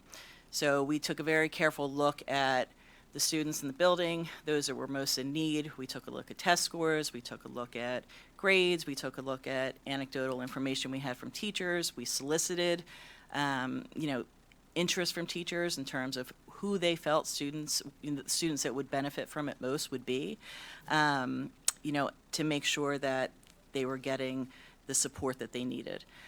This was a big thing that, was lacking. We used to have an after-school tutoring program, which I mentioned last year when we spoke about it, and it was something that the teachers really were anxious to get back in place. And so, with the help of, obviously, the Title I funds, but also from the Radnor Educational Foundation, they really helped us to overcome the barrier, and the big barrier was the transportation. And so with a very generous grant from them, we were able to really get the program up and running, and also from the PTO, who helped us to provide all the snacks, all of the supplies for the students, and supported the program as well. It's been going great. We're hitting the kids that we need to get at. It's open to all the students in the high school, which is really the lovely thing. So, we're not just targeting the historically underperforming. That's certainly our goal, but we're trying to be inclusive of all the students that, need that extra support. So last year, we offered the program 2 days a week on Mondays and Wednesdays, and Mondays were science and math, and then Wednesdays were social studies and English support. It was a drop-in service. Kids could come when they, had the time or wanted to. There was no appointment needed. We had anywhere from 15 to 25 kids, on each day, and you saw a lot of regulars, and you saw a lot of students that were new and different ones that would come in. We've made a very conscious effort to keep track of attendance because we're trying to follow these students to make sure that we are seeing progress with them, and we really have, but also to, really acknowledge that they're trying and to let their teachers know that, because I think that's really important. If they're taking the time to go after school and make those efforts, they should be acknowledged for that effort. So that was our first goal. Our second goal, very similar to what Dr. Stevenson said, we wanted to be proactive, not reactive, and addressing diversity and equity, I don't have to tell all of you, is a passion for me. And so with the help of Dr. Hollins, who actually came out last year to work with and develop our equity team, we put one in place. We came up with a clear mission, vision, and purpose for the high school. She worked with our equity team for an entire day last year to really help us narrow down what that focus would be, what our goals would be for that first year. And, our big goal for last year really was for us to build community within the school. We have to model that for the students. If we don't show community and we don't show trust amongst each other, we can't expect the students to have that trust in us or in one another. So that was something that we really tried to look at last year. Dr. Hollins has continued to be sort of a mentor for us in terms of the equity program. And, from that, she also met with our entire faculty last year and really introduced the idea of what it means to be culturally competent. And that's what our elementary schools and middle school, learned about this year in service. So they're at a different point than we are, but the message is still just as important, no matter where you are in the process, that we have to start somewhere. And so, when I hear Mrs. Ferguson, and I hear, Dr. Stevenson and Dr. Boylan and Dr. Weidlich talk about how important equity is and how they've really made these steps, it makes me really happy just to see that, I have such great partners to work with and that everybody has really embraced this for the best of the kids. So that was our second goal. Our third goal was to, not just put a team in place, but to make sure that we were providing professional development for our teachers, because this work is hard. It's really hard, and it's really tricky. And every step that you take has to be very deliberate and well thought out. So, I think that we're very used to, especially, the way technology is today, to have instantaneous results and instantaneous gratification. And that's not something that you always get when you're doing work with equity and inclusion. It's something that you have to be very patient with, that can be trying at times, right? Because you're having these really brave conversations and difficult conversations, but, at the end of the day, it's with the best of intent and also with the student's best interest in mind. That always has to be our first and foremost focus. Our fourth goal was looking at, as we do every year, Keystone exams and CDTs, and to make sure that we identify, areas of growth and then also areas of improvement for our teachers. We've consistently done that since the Keystones came out. Gosh, I think it's been 4 or 5 years now. But one of the things that we took a look at last year was also the value of the CDTs. Time is precious in Keystone courses. It's really very different than teaching, a different content course that doesn't have an exam at the end. It just is. There's pressure to make sure that you cover the curriculum and that you cover it well, that your students do well on the exam. So, administering the CDTs twice a year, we would always administer them in October and then again in March or April. Takes class time, because it's not just, you're going down to the computer lab for 80 minutes and you're taking the test. It's the follow-through that comes afterwards, because we make sure the teachers conference with each and every student and make sure that they go through their CDT report and help them understand where their areas of weakness are, where their areas of growth need to be. And so, we met with our data team and we looked at how the fall versus the spring CDT helped to be a predictor of their performance on the Keystone exam. And we didn't really see a correlation with the fall. We saw a very strong correlation in the spring, but again, not so much in the fall. And so as a team, we met with the Keystone teachers, with the data team, with Mr. Bechtold, and we decided that we would forgo giving the CDTs in the fall this year and see how things went. With the caveat that in place of that, the teachers in Keystone area courses would be expected to be using resources on a daily, if not, weekly basis, especially on block days, to really target the types of questions and assessments that are on those exams. Especially with biology, I think it's really hard to write something in a scientific manner, and that's a totally different type of writing that our students aren't used to, especially as freshmen, which are the majority of students taking that course. And so to devote time during the class to really looking at those questions, helping the students, answer them, but then once they've answered them, to come back and say, okay, well, this is what got a 5, this is what got a 3, this is what got a 1. So what was the content that you were missing? What was the content they were really looking for, and how could you do better next time? Really critically read those questions, whether it's in algebra or in world lit or whatever the case is, to really know what they're kind of getting at, because just reading the question itself and looking at those words can often be a challenge for students. And then finally, well, not finally, but our next goal was to support students and help them develop as writers by developing a plan to implement Feedback Studio. So Feedback Studio is also known as Turn It In. It's now Turn It In Feedback Studio. So the name has changed, and the scope of what the program does has changed. It was, at the beginning, just an originality checker. It is now a very, very a different program and a much more inclusive program. So it allows for really timely feedback in terms of teachers being able to speak to students to how their writing looks. It allows a lot of collaboration between the student and the teacher, and it really just reinforces the writing process for them. And so we spent a lot of time last year looking at different schools to see what they had in place, getting training for our teachers in the spring with the goal of really implementing it this fall. Last year, we created a 339 plan for Radnor High School to help our students get college and career ready.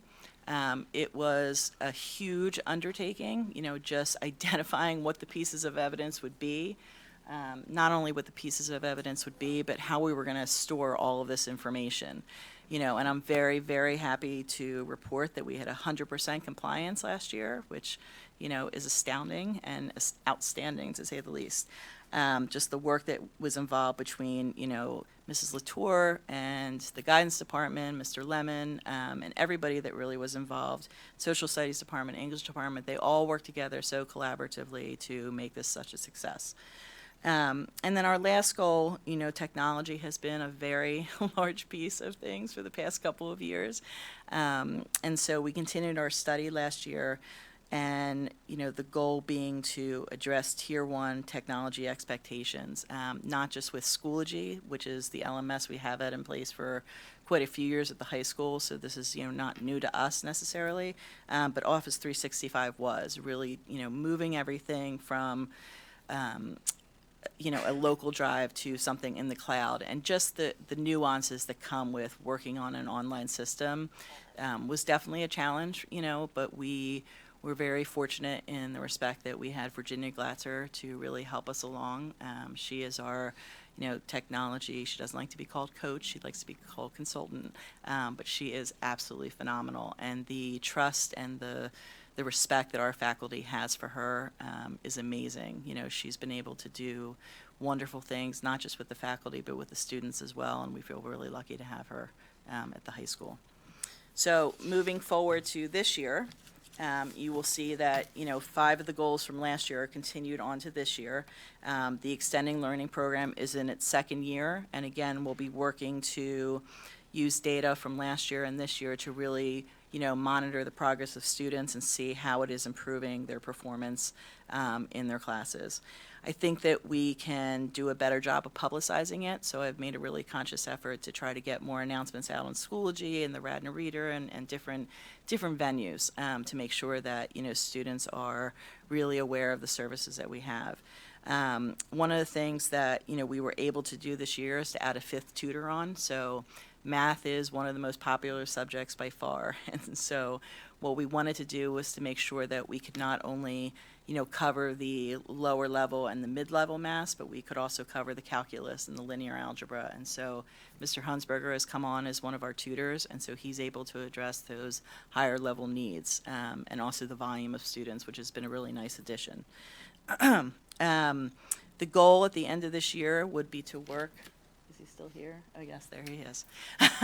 To work with Dr. Weidlich and get a program very similar or identical, really, to this down at the middle school. So Mr. Bechtold, I almost called you Dr. Bechtold. Mr. Bechtold and Dr. Weidlich and I will be working together to hopefully get that in place by the end of the year. Our equity plan continues, and that continues in regard to our equity team. Dr. Hollins was back, as you know, last week, and she worked an entire day with our team again to help them identify goals for this year. One of the things that we're going to, one of our big goals really for the year is to start looking at curriculum, to be able to screen the resources that we have to identify whether or not there is multicultural content in them, and if they are with anti-bias. We have changed our Black Student Union to be called the Student Equity Team. The students actually were the ones that came to us to discuss this and said that they felt that the name was not inclusive, and that they wanted to make sure that it was open to all students, and that they didn't have to be African American to be a part of the club and part of the group. And the group really is very diverse, which is the lovely thing to see. We have different professional development in place for the faculty this year. We are working along with Dr. Stevenson, who, offered to kind of join with us in the book club for White Fragility. And so, not only is RES reading that, but so is Radnor High School. It is volunteer, just like down at RES. And we've received a really great response. I think we have 25 to 30 teachers now that are within the book club, and they're hungry for this stuff, to really learn about it and to see what they can do to make Radnor better, addressing all of these issues for their students. We're taking part in the DVCEE for the third year again, so we have teachers going down to the University of Pennsylvania, taking part in workshops.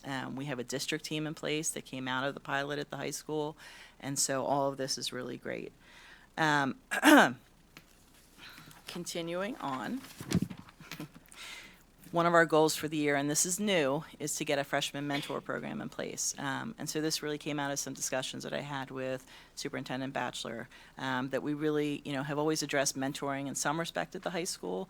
We've paired teachers with particular students, or administrators with particular students, but knowing how great the transition is going from 8th grade to 9th grade, the responsibility that they take on, the freedom, the goals that we have for them to really achieve independence as learners.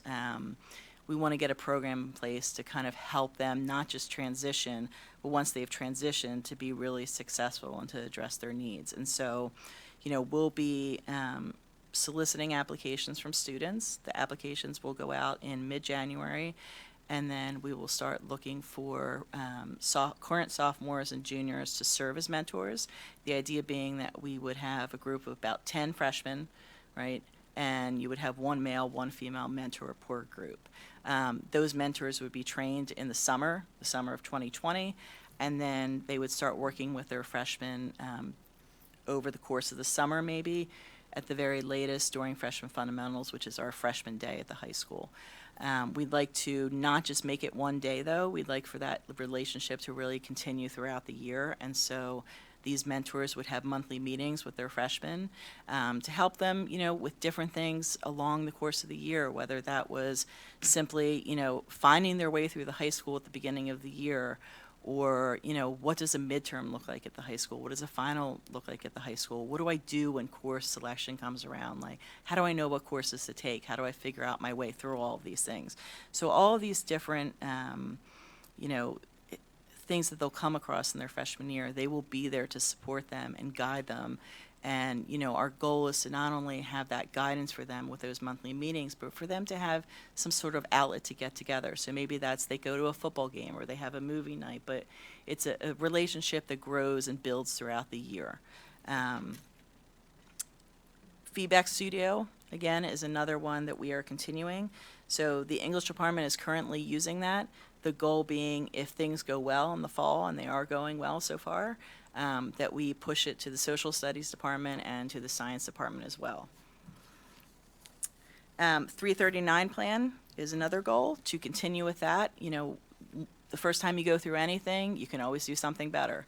And so, you know, we've been really reflective in terms of what we did last year, the pieces of evidence that we used, and we've been meeting with the guidance department again, social studies and English, to see if there's anything that they really want to change or tweak. So that's in progress. Senior internship committee, that was, you know, something voiced to me from the faculty. So when I took over as principal, that was one of the first things I did. I reached out and said, what are we doing well? You know, what can we do better? What would you like to see in place? And that was a very clear and strong message that came across, that, you know, we'd like to investigate the idea of having a senior internship. You know, where we end up, I don't know. You know, we'll be forming the committee at the end of this month, and then we'll start setting our goals. We'll start looking very similar to what we did with Feedback Studio, looking at different schools in the area to see what does Conestoga do, what does Lower Merion do, what does Great Valley do. They all have senior internship programs in place. You know, I think our greatest concern as a faculty and administration is that it's a genuine experience, that it's an experience that the students have that they're held accountable to. You know, that it's not something where they kind of roll in and roll out and they can do what they want, that they're held to a standard by the employer, that the employer evaluates them, and that they have to come to us and describe, you know, what the process entailed and what they learned from it, and give some kind of, you know, cumulative activity. Oh my goodness, were they good results? Was that for internships? So we will be working alongside REF, as they already have an internship program in place, and so, you know, it makes sense to partner with them since they have the connections in the community, to really, you know, make use of what's already in place. And then our last goal, again, was to address technology. So this year we have the Surface Goes Pros in place. Teachers have Surface Pros, students have Surface Goes. We, you know, we have certainly hit some bumps along the road, but we are working really hard to address those and make sure that, you know, we get the students what they need. And so things have been going very well, and we will continue to provide professional development, not just for the teachers, but we're looking to, we just provided a training for the students a couple weeks ago, but we'll continue to do that throughout the course of the year. So just before I end, I think that, you know, the high school always does really well, and it's wonderful to hear all the ratings and the wonderful things that we do. But, you know, I can stand up here and I can talk about, you know, how many national merits we have and how our ACTs are through the roof and all that kind of stuff. But, you know, I think that, and it took me a while to get here. I'm going to be honest. You know, we had talked about this, Mr. Batcher and I, the other week. I'm incredibly proud of us that we are the first school in Delaware County to push our start time back. You know, I don't think I realized how incredible it was until we really got into the start of the school year. I think what we've done for kids is awesome. You know, we certainly have things that we can do better next year. I think that would be ignorant to say that we don't. But that's what we do as educators. We try to make things better. We're reflective. That's part of our practice. But when I see the kids and I hear from them, you know, we met with student government last week, and they told us how much more rested they feel, how they're eating breakfast for the first time, you know, how they're getting work done in the morning, and it was all very, very positive. And we asked them, we said, tell us what we can do better, you know, and they were honest about that, and there are things that we can do. But the overall, you know, the overall feeling that I've gotten and what we've heard is really, really positive. And so to me, you know, everything that we did, and it was a lot of work, it was worth it. It really was. So that's it. Wow, thank you. Very comprehensive. So, you guys, you can discuss. I will just look at the No, paper. I want to say, just like Dr. Weidlich, you had a lot on your plate to start this year, and I know you're working with new people. Well, Dan's not new to you. It's just I want to really give you kudos for recognizing that as great as the high school is, there are always things we can improve. The freshman mentor program, I'm really impressed that you saw that and immediately talk to people about it. You know, we both have freshmen, so we're seeing this year. And I was saying to everybody, gosh, you know, band has been my kid's saving grace. You know, band made transition to high school so easy. Band was the one. And what I didn't, and people had suggested to us, you know, something like this is really important. If your kid doesn't have a fall sport, they need to do something like band because they show up before school, they meet kids, and the transition is so much easier. And you know, I'm so happy you saw, gosh, you shouldn't have to join band. You shouldn't, I mean, you should still join band, but you shouldn't, you shouldn't have to join a sport to feel comfortable walking into school the first day. That creating this mentor program for kids who, you know, aren't into those activities, maybe have a lot of other activities, they still deserve that same kind of core group that will peer mentor them through all this. So I really appreciate you seeing that and taking the reins of organizing that. Same with the senior internship committee. I know senior internship program. I know we talked about this a little bit last year, so it wasn't something totally new for you. You're just getting to implement it. But I think I actually did a program like that in high school, and I think it's a great opportunity. I think it's a great way to keep the seniors engaged their last few weeks of school when they're like, I'm already into college, what do I have to do? I mean, I think it gives them another way to kind of focus their energy. So I appreciate that you're not afraid your first year in the new role to take on a couple new projects. And kudos to you and everyone at the high school for all the hard work. I mean, I know that, you know, Dan made it really easy for you because Sure, I would go that far. We get a new principal, and we get a 33% increase in National Merit Scholarships. So. There you go. So, but thank you for doing things that really reassure that, you know, we made the right decision asking you to take that job. I think I turned it off. It's Forcing very you to easy take to that do job. when you have a faculty and a staff as amazing as we do, and you have a mentor in place like Mr. Bechtold who, you know, works with Dr. Weilich and I and supports us, you know, in every way that he possibly can. That's great. So thank you. I would just like to thank you for what you're doing. Actually, thank all the people that gave our presentations. And I think one of the reasons why, well, actually, I'll speak for myself. One of the reasons why I decided to vote for the early start was because of Mr. Bechtold here. I trusted and believed him when he told us what he was going to do. So that goes a long way. It really does. And I think the other piece of the impact I like to see is how it affects the teachers. Because I substitute up at Conestoga, and if I decide I have to go in, that kind of means the night before I can't go out. Okay? No, you know what I mean? But because you have to get up. Older than a high school student. Well, you have to get up early. You have to get up early to get there before school starts, before the kids get there.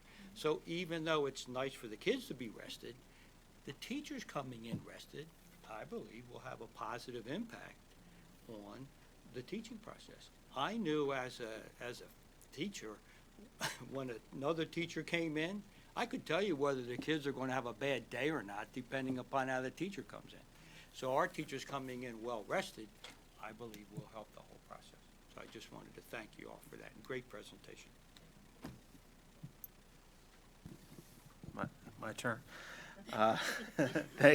Thank you so much. 339 student equity team. I was so impressed by that. The kids coming up with that new name. I mean, that's so impressive. Freshman mentor program, senior internship experience. There's a theme here, which is that it just seems that in the middle school as well. I mean, I just love this focus and real effort. It's really a statement that learning is the classroom experience, obviously, but this is a time when kids are becoming adults.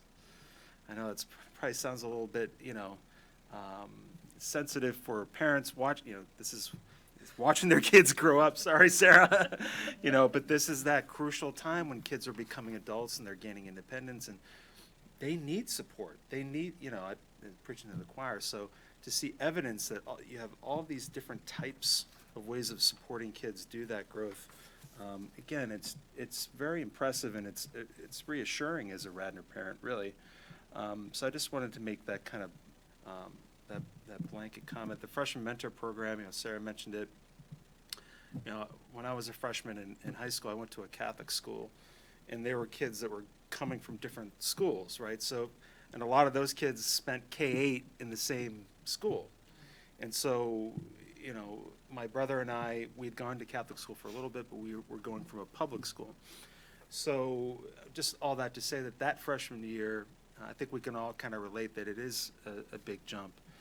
So to have a program like that, I only have one concern, which is that would the freshman mentors, would those kids also have some support in how to mentor well? 100%, Yeah. yeah, so they will be trained, Okay. absolutely. Yeah, They'll 'cause- have extensive training over 2-3 days in the Right. summer. Because that, ongoing, that could be an experience that they find profound. It could be something that they also might want to talk about and need help managing themselves. But anyway, thank you very much, Shannon. So I have this maybe I just missed this. Is every single freshman going to receive a mentor, or is it just the ones that want to do it? So there'll be every single freshman. Every single will freshman. have, right, so it'll be structured so that there's 10 freshmen, right, Right. and they'll have 2 mentors, one Right. male, one female, that will work with them throughout the course of the year. Okay. So I think I got to review the math again, but I think you need more mentors. I was just gonna say, you need I 60, think you not need 30. twice as many mentors as was in here, but that's what confused me. But I might be wrong. It's late. And I just have to give you feedback that I really like the way you kept the ball rolling on all these really different areas. Like you're doing the 339 plan, you're implementing, a whole new computer system and trying to get everybody organized and get those distributed. And you're looking at the equity piece. And do have a question about that I forgot to ask. So is that also going to be sort of gender, and is it an all-encompassing Yes. type of look All-encompassing. at, how to talk about these issues and deal with it? Okay, so Yes. great. Yeah, it's awesome, Thank and you. we're all just like, Aren't you glad you stayed to hear us tell you you're awesome? have such a nice Yes. meeting. No, it's just so impressive. Thank you. So I thank appreciate you. it. All right. Do you have any last words that? Yeah. Just one more time, we want to thank all the building principals and all the time and efforts that were put into the presentation this evening. The attainment of goals and progress and the implementation of best practice, it's not just a relationship with the building principal, but really it's a testament to all the staff, the teachers, the parents, the community, the students. It's really a collaborative effort that goes into the process that brings us today. Such great things. I'm new to Radnor myself, but listening to all these great things happening at all levels, it's a great story. And just to come back to something that Mr. Bechtold referenced at the beginning, which we talked a little bit of some of the points of pride, but this 25 points of pride, 5 from each building, really capture some of the wonderful things that are happening at each building. And if you want to be inspired, just read this list. Some great things. So thanks again to everyone who presented today and all the efforts that went into the presentation. We have a lot of work ahead of ourselves. Yeah, and I think we want to just say we want to know what you need to succeed. Obviously, we have to prioritize what we're going to do because we can't do everything. So we want to be partners in deciding what the priorities are. And so, keep us in the loop, definitely.